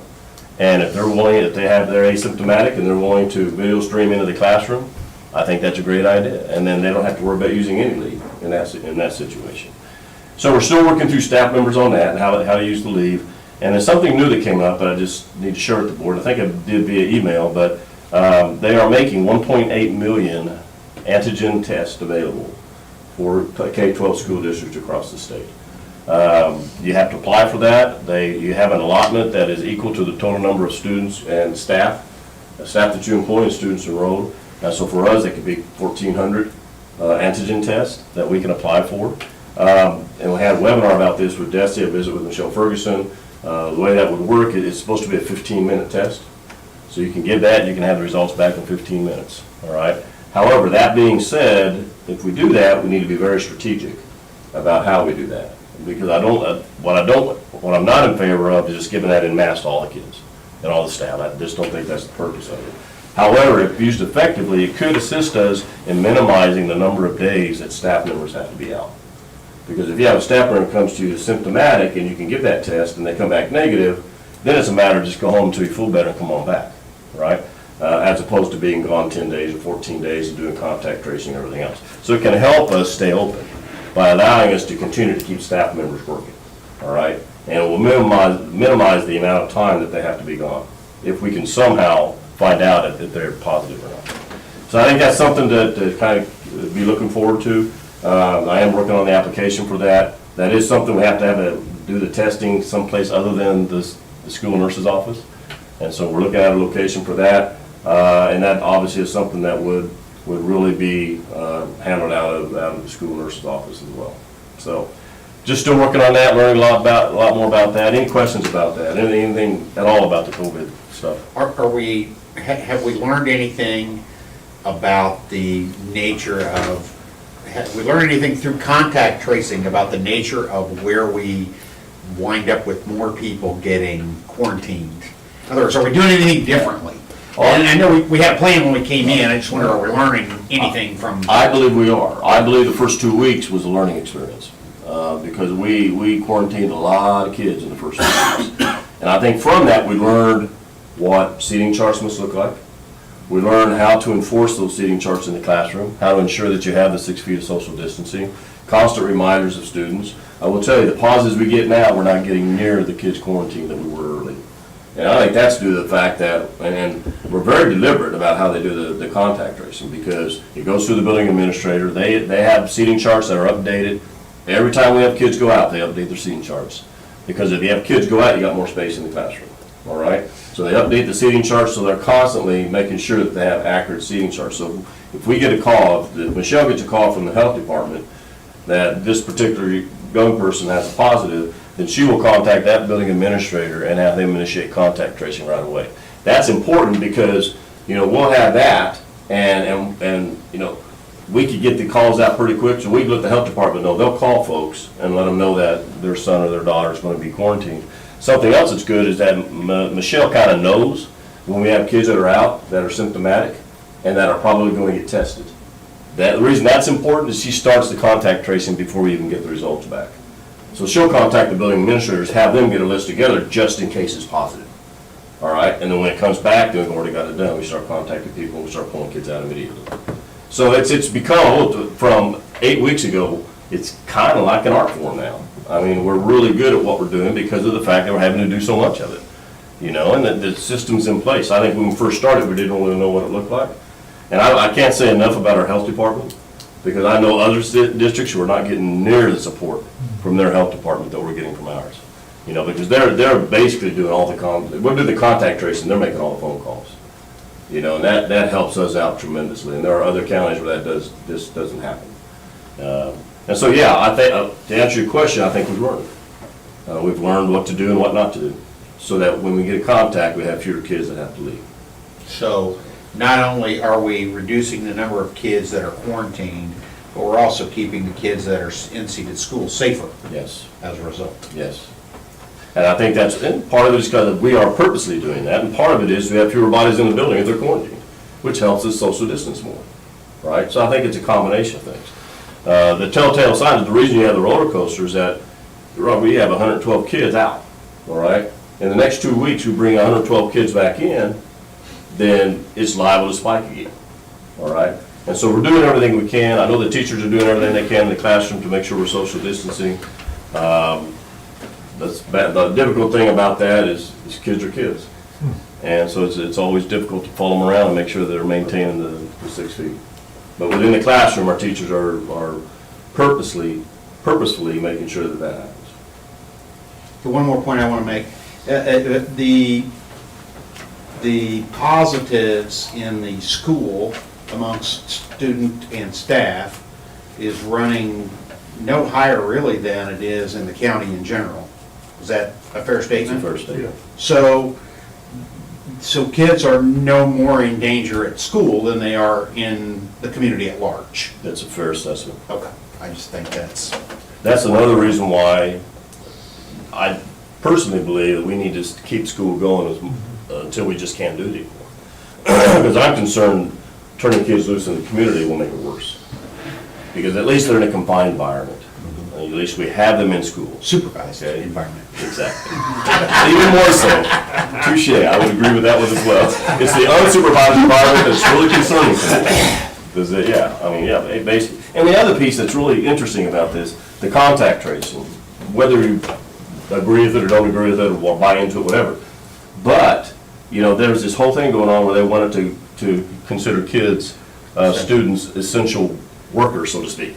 So that if they were in close contact, what's that? Categorize them as such. Yeah, basically. So if they had a close contact, they could just wear their mask and go back to school. Obviously, the State Department of Health and Environment did not like that. Obviously, DESE did not like that. And so they made quick contacts to the school districts that were doing that, and then 2 of the 3 backed out. Lasted about 2 days. And I think 1 is still doing it, all right? But if you think about that, if we didn't have to contact trace, really, we wouldn't have a lot of kids out. Be business as usual. Yeah, for the most part. So think about that. And then the other part that bothers me about that is the percentage of kids who are out. I've asked Michelle about this, we're tracking it. But the percentage of kids that have been quarantined since school started, the number of those kids that actually developed symptoms and or became positives, very, very, very minute. Very, very minute. I mean, we're talking less than 1%. So what does that tell you? We're quarantining kids who aren't sick because of contact tracing. Right? For longer than we're quarantining kids that actually get sick. Well, yeah, and if it happens to be a positive in the home, it's gonna be like a month before they get back to school almost. You know, because they can't start their 14 days until the person with the positive does their 10. So it's like 24 days out, you know? And they may never, ever get sick, you know? So, and I'm not saying this to barrage CDC and the guidelines and all that, I'm just saying it's very frustrating. Because when we're not seeing a lot of the kiddos come back positive, you're just wondering why we're doing the right thing, you know? So that's where we are. Any questions on that? I think something that we need to pay close attention to, the administrators do, is these kids that are getting multiple quarantines. You know, one quarantine's one thing, they're out for 2 weeks, and, you know, you can make that up, that's not too big a deal, but I know there's multiple kids now that have been out twice. You know, that's a month of school that they're missing, and I know we're still doing the same thing, but, and I know you are, but we really gotta watch and make sure those kids don't fall behind, and that our teachers are getting them the materials they need. Just that's the ones, that's really the kids that I worry about. I mean, there's no end to how many times they can be quarantined. We may have kids before this deal's over with. If they actually got tested Yeah, positive. yeah. Exactly, yeah, so. So that's good, I'm good for 90 days. Is there, if a kid does test positive, or if there's, I mean, are they out, they don't have to get quarantined again? They got a Is there free a- pass for 3 months. They have 3 months. 3 months, okay. Can you explain just real quick about the testing and how that benefits us again? Is that for quarantine people or just for people that test positive? Now, are or you just for- talking about the ones that we might get if we start doing ourselves? Yes. The How does that advantage, benefit us the again? advantage that I see to that on the staff side is that if we have a staff member, a teacher come in and they're have to have a fever, all right? We don't have to wait for a week to get results back. If we can give a test right away and then know in 15 minutes if that teacher's positive or not positive, if that teacher's not positive, it's go home until you feel better, come back. But it doesn't assist on the quarantine. We can't get. Well, no, if it's teachers if it's a back. positive, then they're quarantined, yeah. No, I mean, if there's a close contact quarantine, those Right. tests don't assist us in bringing anybody back. or- No. Yeah, once you have a close contact, we've already had that discussion with the health department as well. Once you have a close contact, because there's a field of thought that, well, I'm a close contact, so if I go out and get a test that comes back negative, I can go back to work. They said, no, it doesn't work that way. It may be that your symptoms just haven't started. It's gonna assist us in symptomatic people. It'll assist us in finding out quicker if they're truly positive or not, which will help us get them back to school quicker. So instead of missing 10 plus, if they are negative, you know, then there's no contact tracing or anything else like that going on. You just go home until you feel better, come back. But we're only gonna give it to staff members at this time who are symptomatic.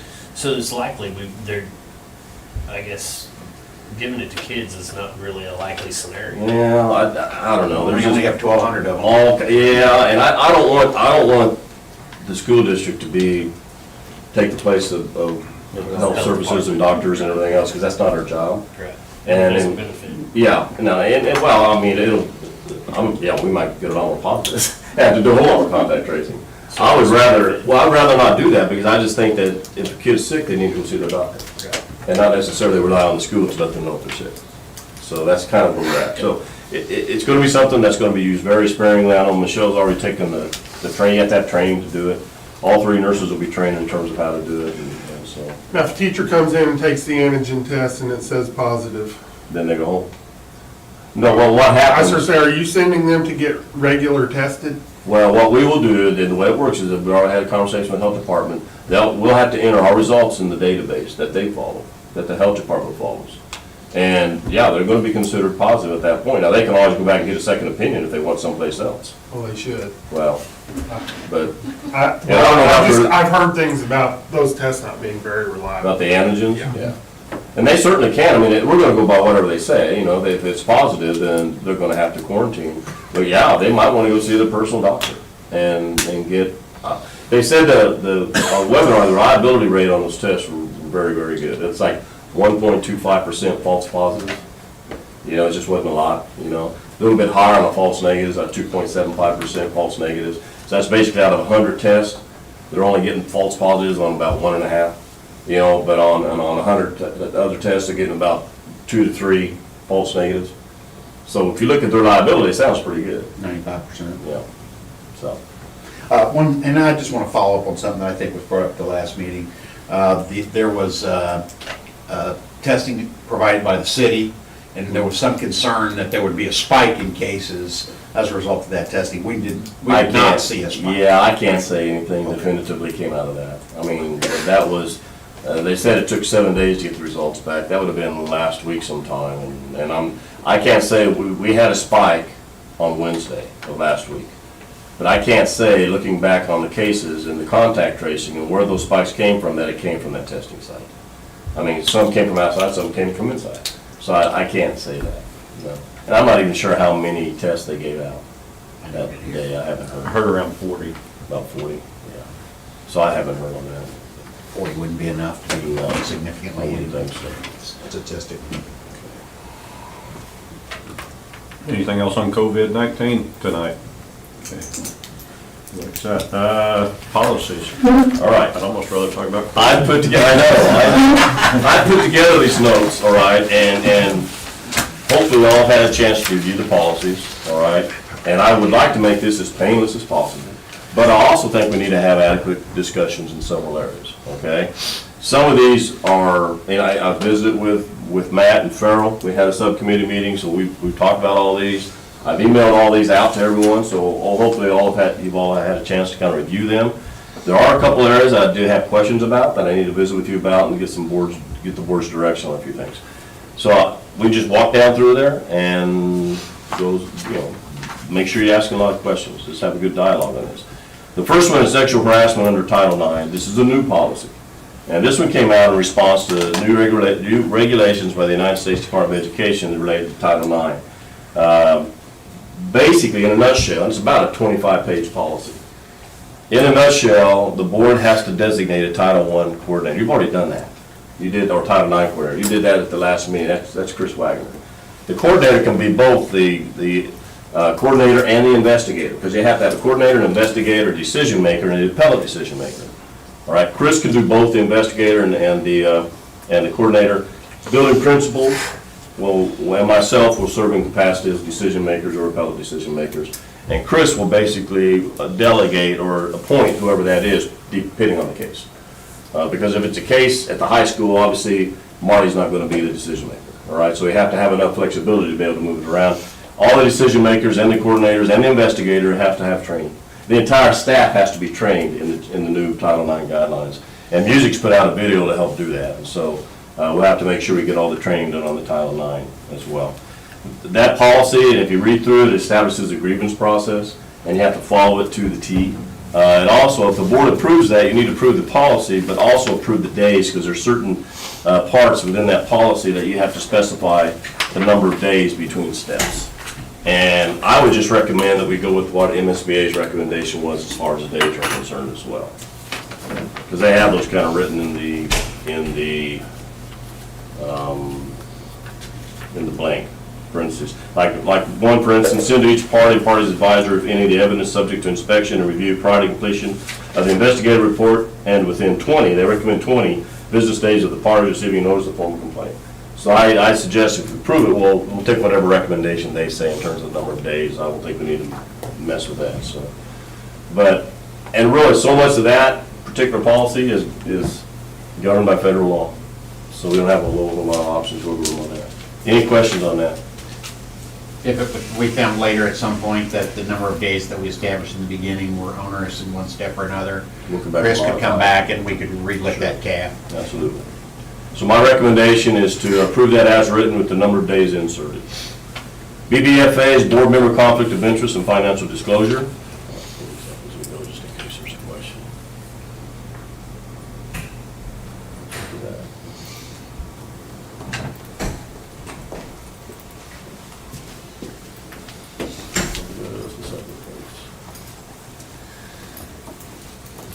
Looks like I lost everything. Okay.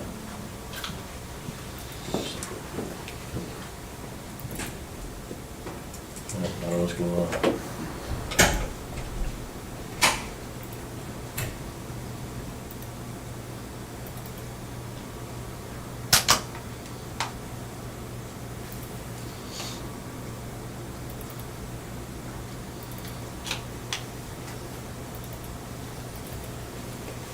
Yeah, it's like I lost the internet or something here, so let's just trudge forward with this. I've got the hard copies in case we need them.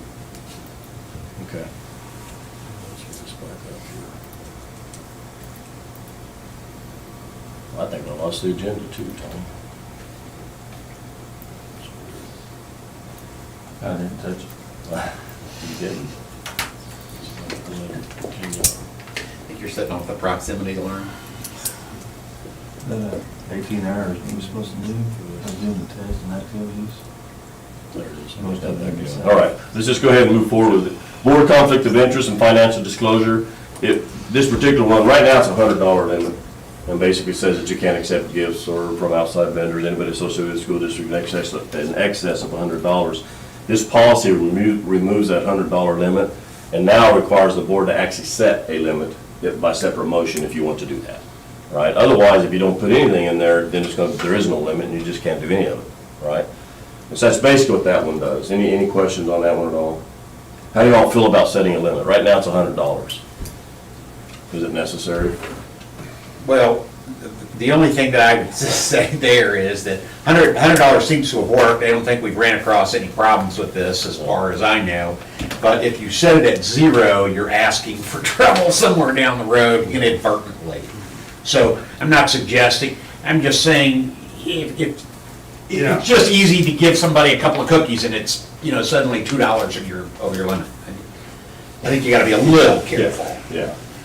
I mean, and that's fine. If you want to do it with the $100, I think tonight we can go ahead and have a separate motion just establishing what that spending limit is. Because you have to do it twice. You have to do it for the board, and you also have to do it for staff. Because staff have a $100 limit as well. And so, essentially, it's the same policy, it's just one's for board members, the other one's for staff. All right. So, Is everybody okay with setting that at $100? Is that good? Yeah. Okay. Taxing and borrowing authority, that one really doesn't apply to us. All it really states in there is that how bond proceeds may be used or defined in the bond resolution. Anytime we do a bond, we have to pass a bond resolution. The bond resolution is going to be very specific about, if this passes, you can only use it for this, and this. So they essentially went into that policy and gutted it, took all those, they were making all the reasons or ways that you could use it. They got all rid of that, and they just said, now just follow your bond resolution, all right? It doesn't apply to us because we don't have any bonded indebtedness, but it is something, we might as well change it, I think it's fine. New policy setting tuition for district programs requires the board to set tuition for non-resident students by February 1st of each year.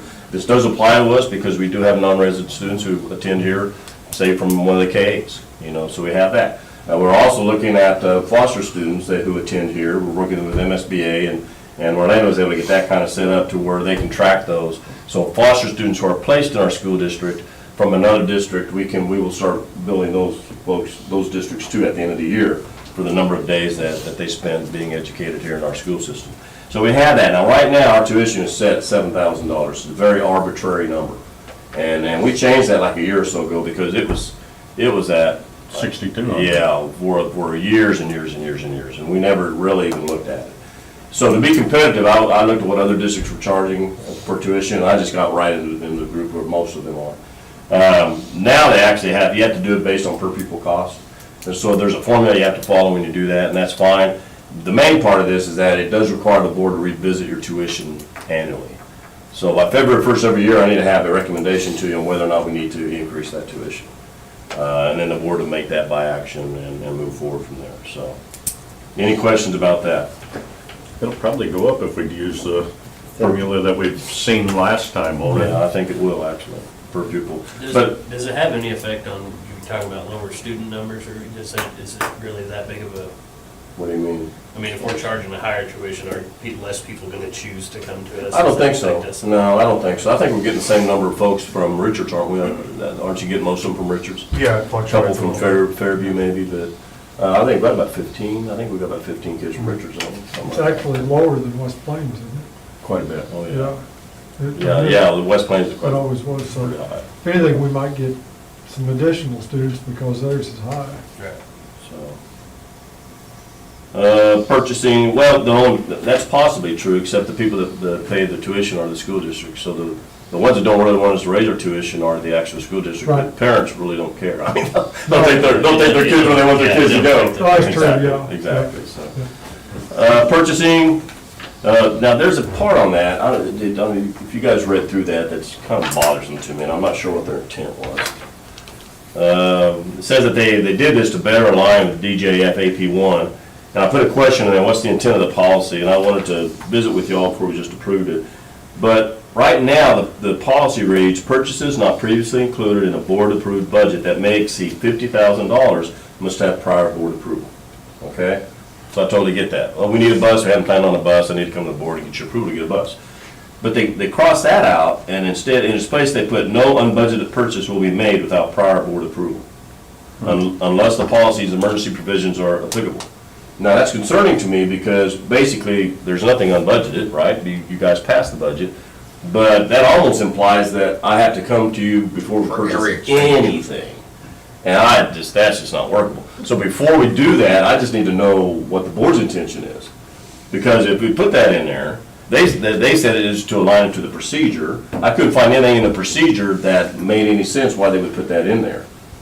You know, so as long as the board doesn't hold me to coming to you every time we go down to Wagner's and charge something, you know what I mean? Because that's kind of what that's saying. Well, if that's what it says, then I don't want to do it. Well- If we're gonna pass it and then say, no, we're not gonna follow it, then let's don't pass it. I would rather leave the wording as is. And I know their intent wasn't this. Their intent was, if it's a really large purchase and you hadn't planned on it, you didn't budget in your budget, yeah, you probably need to go to the board. Well, I'll do that anyway, you know? But I feel much more comfortable about it if we just leave the wording as it is. If there's anything over $50,000 that wasn't budgeted for, I'm gonna come to you anyway. My goodness, I would hope less than $50,000. Yeah, exactly. No, you're right. But certainly not $1,000. You're right. Certainly not every purchase. Right. That's, it's kind of tedious, so. So, I mean, the recommendation then, and just be as, it won't be as presented, but is to not approve this one. Okay. Leave that as is. Okay? So we don't want to approve DJF. So it'll just be left off of the motion. Yeah, As it'll a just, motion. yeah, it'll be approve all policies with the exception of this, Yep. or something like that, all right? So you got that one covered. Do we have a limit now? I mean, What's that one's $50,000. right, that's yeah. okay, Right. That's the way it's written. And It's not gonna if change. it's, That's all right. and if it's 28,500, I'll still come to the board and ask for it. It's called taking care of business, you know? That's right. All right, the next one is GBAD, and that's a new policy on telework. And I have no problem adding this one in here because we're doing it. And I think we need the guidelines for our staff to understand what's expected when you're working from home. And so I like it, I think it's good, and I would propose that the board approve that one as written. Any questions on that at all? So this is basically a direct result of COVID, so. Staff conflict of interest, this is the other one. All right, that's the one where we need to set a dollar amount on staff. And that's another motion we'll have to have when we do the other policy. So that'll be GBCA, and I would assume you want to set it at $100 again, just like you do. Is that what it's at now? Mhm. Yeah, that's exactly what it is. All right, the next one, I'm trying to make this as entertaining as possible. I think I'm failing miserably. All right, the staff conflict of interest. This was an interesting one. Employee walkout, strikes, and other disruptions.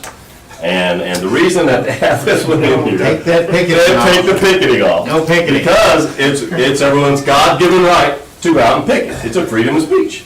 And the Supreme Court held that, but when we had it in our policy that picketing is absolutely not allowed, well, then we could actually be violating somebody's free speech rights. So they were very, very careful to come back in and just remove the word picketing. It's no longer picketing, it is sit in, walk out, sick out, concerted refusal to work. That's instead, and they scratched picketing. So that's what that all is now. And basically they put it in there that anything that interferes with that causes a disruptive environment to the school district is not allowed, all right? But they just took the picketing out. So it's kind of a legal deal. We just become a little bit more politically correct with that. Exactly.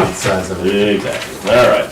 And we come right through here. Employee alcohol and drug testing, that's specifically for our bus drivers. And it doesn't change the fact that we're still doing blood and alcohol testing for pre-employment to do that. But anytime we hire a bus driver, which this is kind of unusual because it's very difficult to hire bus drivers, right? I mean, I think Robert interviews 2 or 3 a year, right? So we just don't have very many. But when we do, they have to get drug tested, all right? This states that we have a requirement to check their prior employers for the past 3 years to determine if they've had any violations, and you did it DWIs or anything like that. Now they're actually starting a federal clearinghouse. So we will still need to check prior employers for 3 years, but, and Robert is the one who would be doing this, will have to enter the results into the federal clearinghouse. And it'll take 3 years to populate that. So then after 3 years, we no longer have to check prior employers. All we gotta do is go into the clearinghouse and see if they got any violations. All right? But they won't have anything in there prior to January 2020, so we still have to do it now until we get that in place. That's basically all that says. Yes. So we're providing the data for the clearinghouse That's what for it is. 3 years. For 3 years. And then we're gonna stop.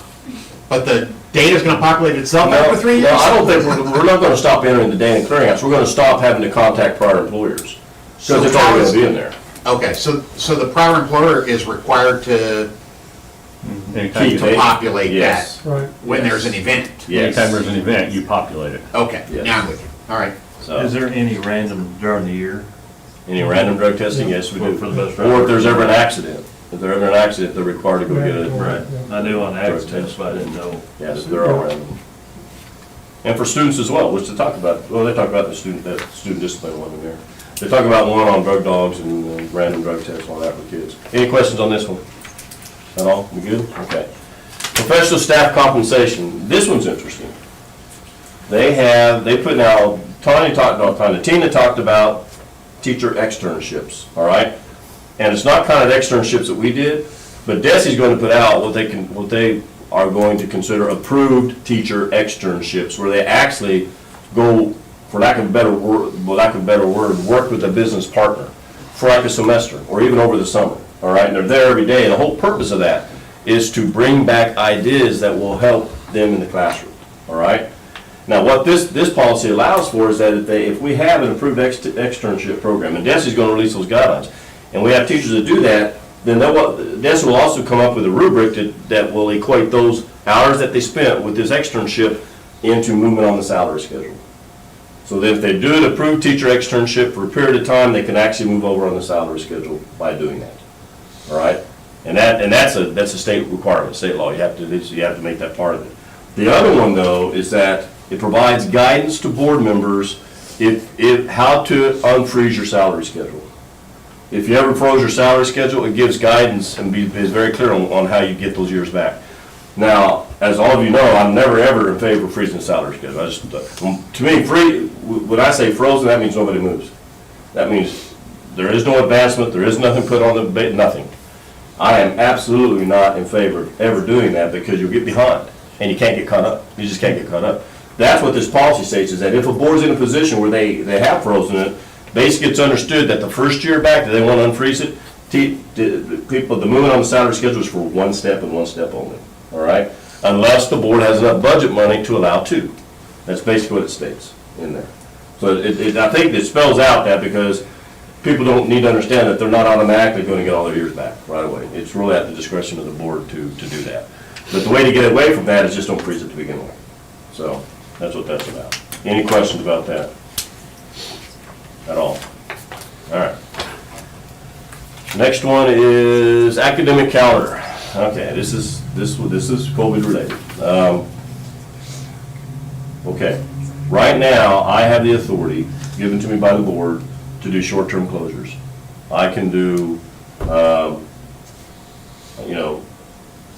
bad weather, or if we have to shut school down for a few days or whatever. However, I don't know what happened here, but evidently there were maybe some districts who weren't comfortable with their superintendent making decisions about how long their school was going to close. Because now basically they say in here that anything really over a week is a board decision. Anything that changes the school calendar is a board decision, which I knew that, all right? At one time, we were considering this 4 days on, 1 day off. That would have been a board decision. So anything that changes the calendar has got to come to the board. But they did say in here that the board will make the final decisions on amendments to the board adopted calendar, school closures that are expected to last longer than a week, and decisions to end the school year early. So, and I can understand that. The part that could be bothersome to me is anything longer than a week. Right. You know what I'm saying? Because that's going to require a special board meeting. It's just going to be an emergency board meeting. So if we have a bad snowstorm, and we're out for 5 days, and we're looking like we're gonna have another one, have a That's right. emergency Well, board meeting to. When you guys had, when y'all had the flood back in 17, how many days did you miss? Yeah, several. Yeah, you missed like 8, didn't you, or 10 or something like that? That would have required a board decision. Is this 5 days or 7 days, or is it consecutive?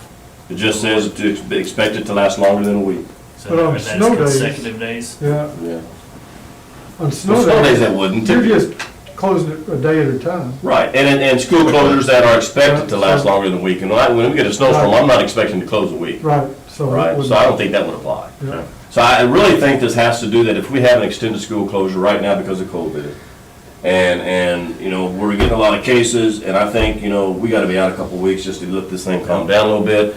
The way I would handle that is I would call you and say, can we have a special board meeting to do this? And then I would make that recommendation, and the board would do that, based on that. Because I've already made the decision, it's gonna be 2 weeks. That'd be like if Marty had a teachers meeting and they all show up and Yeah. then we lose half our teachers. Yeah, or, yeah, half of our teachers, and I don't think you do that. and that's the other thing, folks, to understand that. We were in the Bears Den last week, so we spread out. But that's the other thing to keep in mind, that if we have to do school closures, it may not be district-wide. It may be just close one building, because half of our staff is gone out of that building, and the other two just keep on going. You know, it just depends on how it plays out.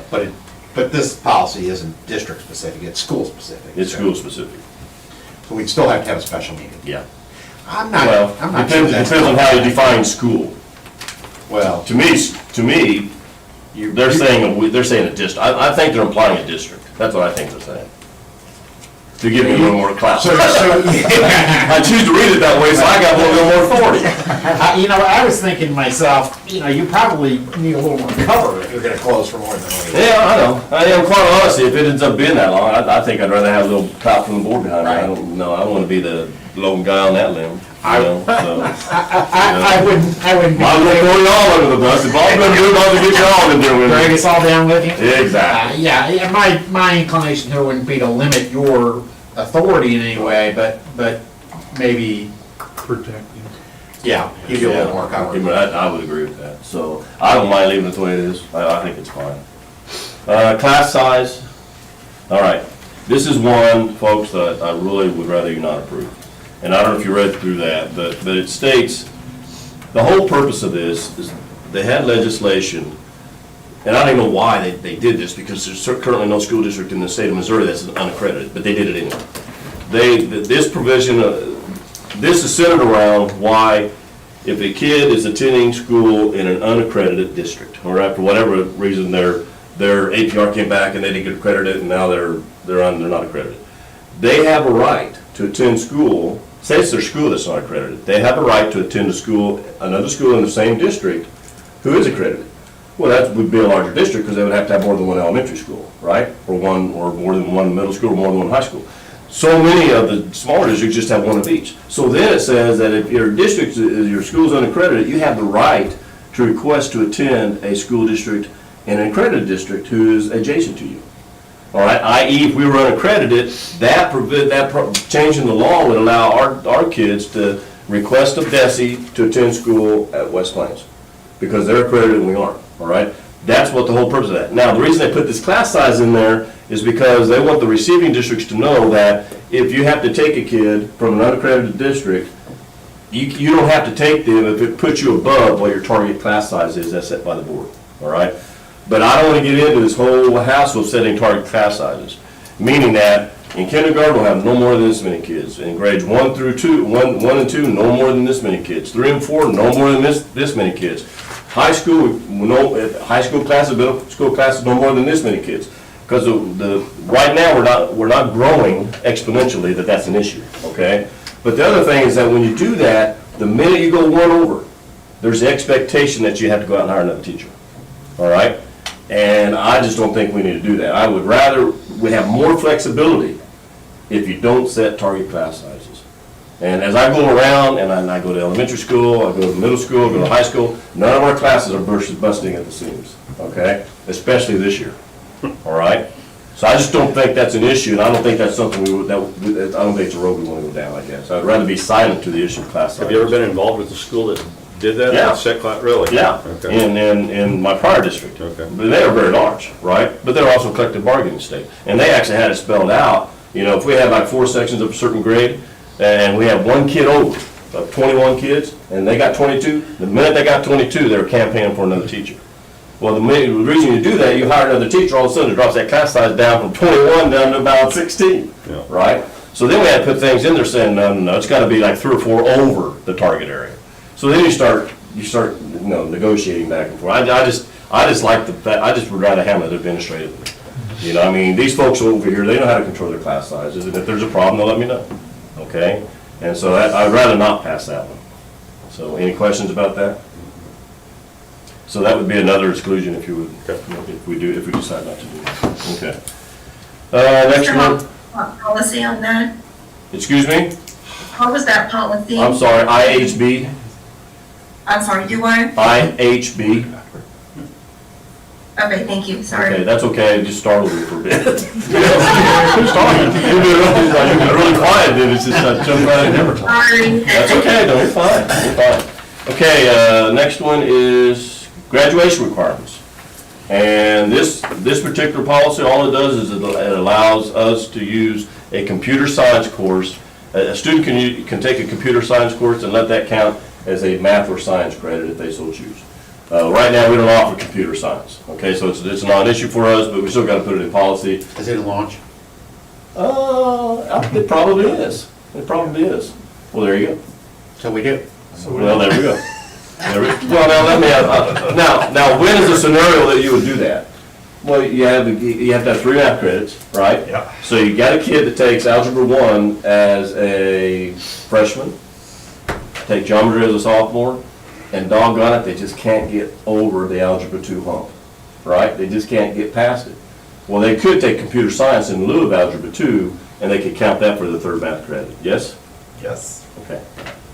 That's the purpose of it. Godspeed to them. Very difficult for you to say, wasn't it? Except, I visit with Andrew about that, I'm not too sure computer science is not the easiest course in the world. It's not. That's kind of like computer programming, isn't it, Yes. basically? Yes. So it's not like trading Algebra 2 for, I think I'd rather take Algebra 2, to be honest with you. So, anyway, that's what that one would do. And do you feel similarly about science? I mean, do you feel like a computer is more rigorous than a science?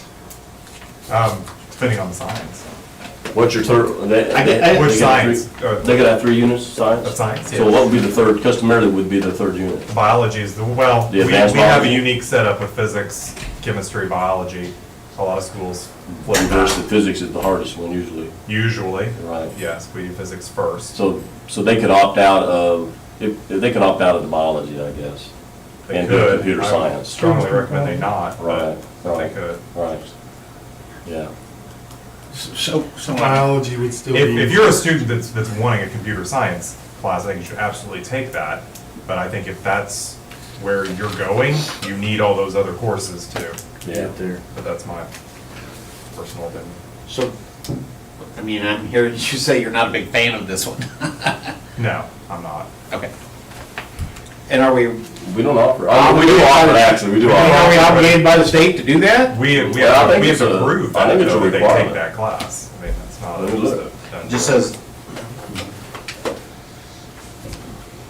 Well, no, it says MSBA has modified page 5 of this policy to be consistent with DESI's graduation guidance that allows schools and districts to make the decision about whether a student may use a computer source. A lot of allows and mays in there. Right, right. That sounds like. A lot of to me, shalls and no. Yeah, I think it's not no- necessarily. no shalls. I don't think we Okay. have to. So say one of these computer guys failed PE, which would, be the option, but, and they needed to make up a credit, so,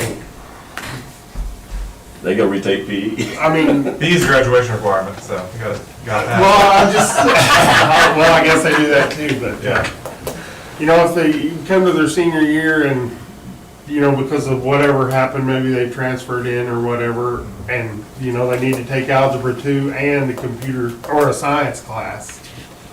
Yeah, I mean, that's possible. Now, it does say math, science, or practical arts. Well, practical, yeah, I mean, this, instead of like facts or business, they could take computer science, which I think that, I would be They ever do totally that. fine with that. I Yeah. don't think that we have too many that would ever do that. Mhm. For the Andrew Corsons in the world, it would be fantastic. So what are you thinking? I mean, like I said, I can go either way on it. There's only one Andrew Corson, that's true. Well, I mean, I just can't see very many kids doing any of those options, really. And it's not something you're gonna be promoting. No, through right, that no, deal, so no. is it- I mean, it's fine that it's there, Right, in my opinion, right. but it's not something we're ever gonna. Right. So leave it and they'll deal with it if and when it ever comes up. All right. Transfers outside the district, believe it or not, we're on the home stretch here, folks. Again, it addresses transfer of students out of Willow Springs R4 due to being unaccredited. The tuition is paid to the receiving district, and there's a process you have to follow. You actually have to petition DESE to get permission to have them place you in another district. All right? And again, that district, the only way they can refuse you if it somehow goes over the class size amount that they've established. They can say, well, you're making us too big now, go back, go someplace else. And so that's kind of what that is. That evidently was a big deal in the legislature last session about transfers from unaccredited districts, which amazes me because currently there's not one unaccredited district in the state of Missouri, so I don't know why it's such a big issue. Had to have come out of, what was it, Kansas City, somewhere up there, they were Probably. unaccredited for a few years. so Probably. I don't remember what district. JECA, eligibility to enroll. This has been a push for the last couple of years. This allows for remote registration of students from military families because military families move around a lot. Some districts require in-person enrollment registration. This particular one says you can't do that anymore. You have to allow remote registration if they're with a military family who's being relocated. And so probably came up around a military base somewhere, I would imagine. What's that? Waynesville. Probably. That's there. Oh, also, they can request a waiver of a proof of residency. Typically, that would be a person who is maybe a teenager or something like that, high school age, who is not living with a guardian, and their guardians live in another district, and they might be living with a friend in Willow Springs just because of a hardship situation. Well, in that case, they can actually file for a waiver of proof of residency so that we can allow them to attend here. And it also states in there that while we're waiting for the request to be forwarded to the board, we can allow them to enroll temporarily until the board gives the final approval on that. So, but that has pretty much everything to do with attending accredited districts from unaccredited. All right, now the ones where we may need some input from administrators here. Searches of students, that was a big conversation. I actually had, we talked about administrative, we've also shared it with Officer Moore. The whole purpose of this to begin, the initiative behind this, the emphasis behind this was to deal with dog drug searches, right? And if you bring the drug dog in, and then when's the last time we've done that? I believe we did it early last year. Okay. So it just puts wording in there about that, and it talks about the appropriate ways and the inappropriate ways to conduct searches. So a few of the things, we can search vehicles included on district property. As far as searches of students, if reasonable under the circumstances, district administrators performing a search may require students to empty pockets or remove jackets, coats, shoes, and other articles of exterior clothing that when removed do not expose undergarments not otherwise observable. We may contact law enforcement if we believe that there's been a violation of the crime or the law. Talks about drug detection dogs. Talks about some districts may implement random student drug testing, which we do that as well.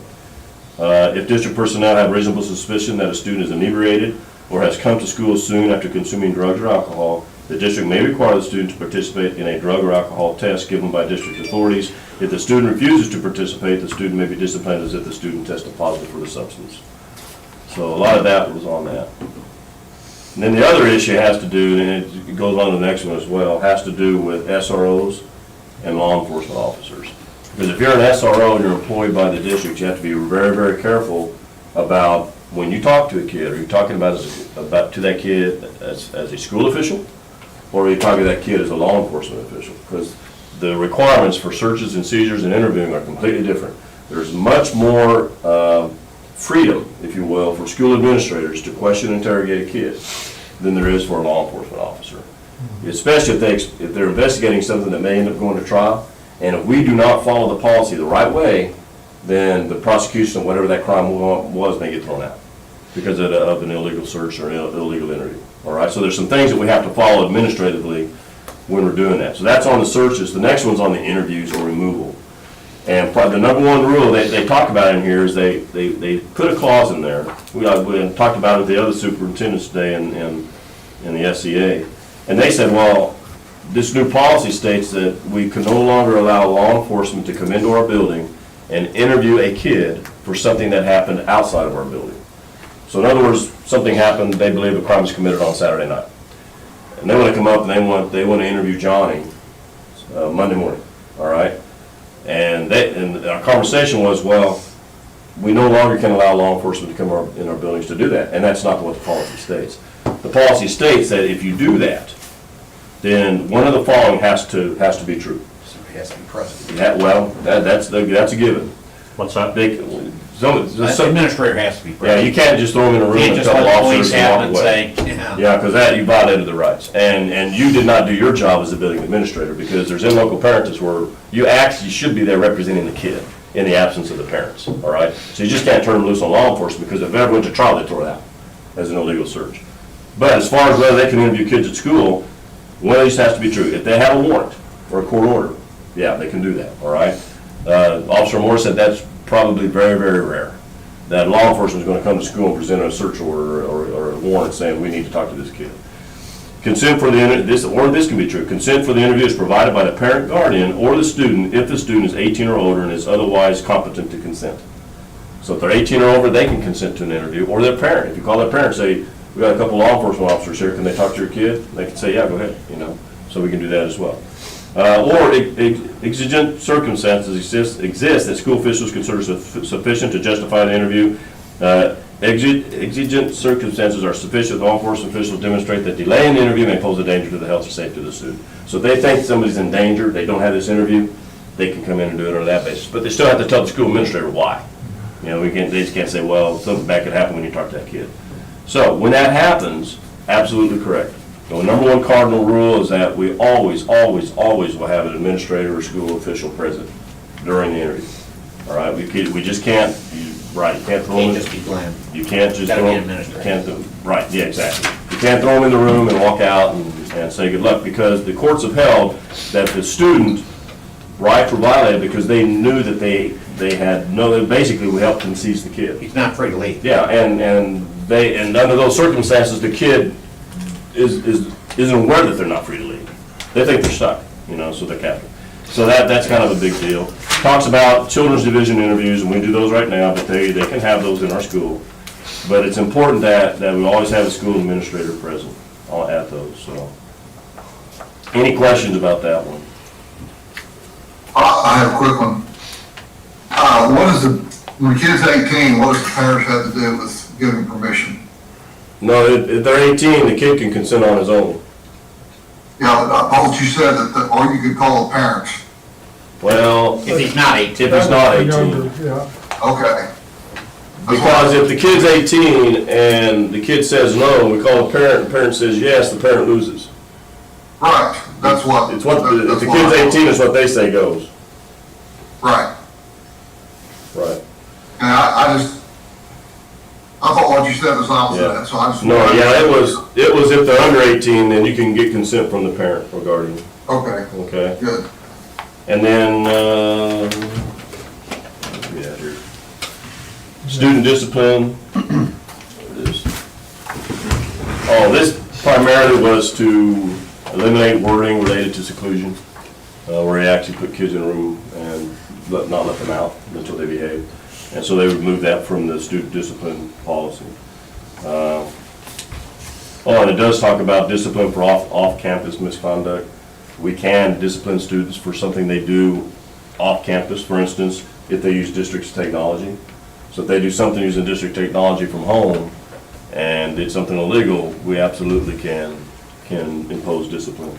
Or if their conduct negatively impacts the education environment, or if the student has been charged with, convicted of, or pled guilty to the commission of a felony. Or if the student's been indicted on, charged with, or convicted of one of the specific crimes listed in there, so if they commit crimes, we can. And then if student transfers to the district during a suspension or expulsion from another public school or private parochial school, and the district determines that the conduct would have resulted in a suspension or expulsion in this district, the district may honor a student's suspension or expulsion in such cases that provide appropriate due process when necessary. We get a kid who moves here from another district.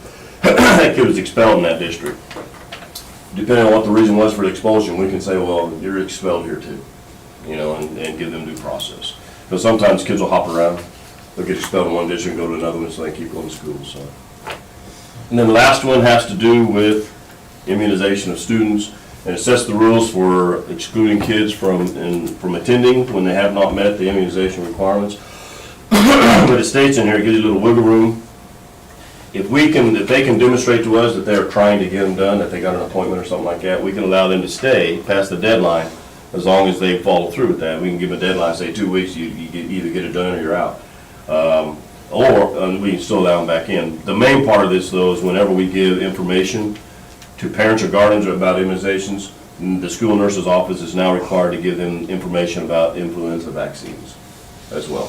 So we just need to make sure they have that information available to them. And that's it. That's all. That wasn't like too devastating. So the two that we're looking at excluding are IHB, and what was the other one? Let's mark through it. DJF? Yes. And do we need to send There's three. Then we have IHB, IKF, and And special DJF. ones that we receive. It's IKF? Graduation requirements, are we leaving that? Oh, I think we decided to go ahead and leave it at that. So I think it's just, let me find it here. Yeah. IHB, and what's the other one? DJF. DJF. DJF, correct.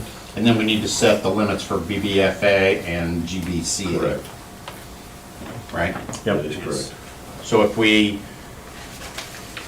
did those two first, we could set the limits and do those, approve those as a separate motion, and then approve everything except Those policies. the other.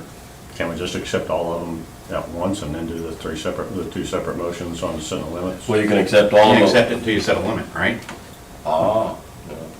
And the other one though, the sexual harassment one, we need to put in there, I mean, I did it during discussion, but to also put the number of days as recommended. Because there's like 5 spots in there where you have to put the days. As recommended. Yeah, I don't know if that needs to be part of the motion or not, but, I mean, I would just, if you approve that as presented, then I'll just go ahead and put those days in Yeah. there. I think we prove it as presented, it's the same, right? Okay. That gets the days in there. So you think we need to set the dollar limit before we approve it? Yeah, do those first, and then those policies are done. I think we can make a motion that says, Well, no, I don't think, we may not have to, because there's nothing in that policy about that. They took that limit out. There's not even a reference to the it. board's responsibility is to set a limit. Yeah, but it doesn't have to be before we pass the policy. I think we can pass all the policies with the exception of those two, and then come back and And then set just those come two back limits. and set Right, limits. correct. Okay. Works for me. We're ready. We're ready, we got this figured out. I hope so. All right. Any comments from any guests tonight? Oh, please no. Yeah, there you go. All right, moving on to items for action. Proposed, And nobody's even asked about our two guys back there. It's a contest. We're just trying to keep up with the Joneses. Oh, keep up with Mac? We got a ways to go. Just need to catch up with that. I'm just scared to go to the barber. All right. All right, proposed policy revisions. Dean, somebody, have at it. I make a motion that we approve all policies as presented with the exception of DJF and IHB. Did I say as presented? Yep, so moved. Do I have a second? Second. Earl. Any discussion? All in favor, aye? Aye. And opposed? And opposed? Very good. Now I would receive a motion to set a dollar limit of $100 for policy BBFA. So moved. Who was that? Farrell. And do I have a second? Second. By Dean. Any discussion? All in favor, aye? Aye. Aye. And opposed? Very good. I would receive a motion to accept, to set a dollar limit of $100 as it pertains to policy GBCA. So moved. By Dean, and a second. Second. by Farrell. Any discussion? All in favor, aye? Aye. Aye. And opposed? Very good. It's time to approve our MSBA full policy agreement. It's kind of a formality because you already approved the claim. They already approved the claim, but they always do this where it's not in order because they send it late. But I still like it on record that the board approved that, because that's basically what we get with this. Yeah. And it's worth every penny of that $3,479, so. Okay. Would somebody like to make that motion to approve? I'll make that motion. By Dean, Second. second by Mac. Any discussion? Best money we ever spent. Oh, yeah. Oh, yes. Oh, yeah. Oh, yes. All in favor, aye? Aye. Aye. Opposed? Can write the policies. You thought this, yeah, exactly. You thought this was torture tonight. Let's just not do that and see how much fun you guys have. Anything else for open session? No. I receive a motion to go into executive session. So moved. Farrell, and a second Second. by Mac. I'll do that by roll call. Aye. Aye. Aye. Aye. And aye. Very good. Do you need any administrators to stay? Very good. Thank you all for coming. See you guys. Thank you. Good evening.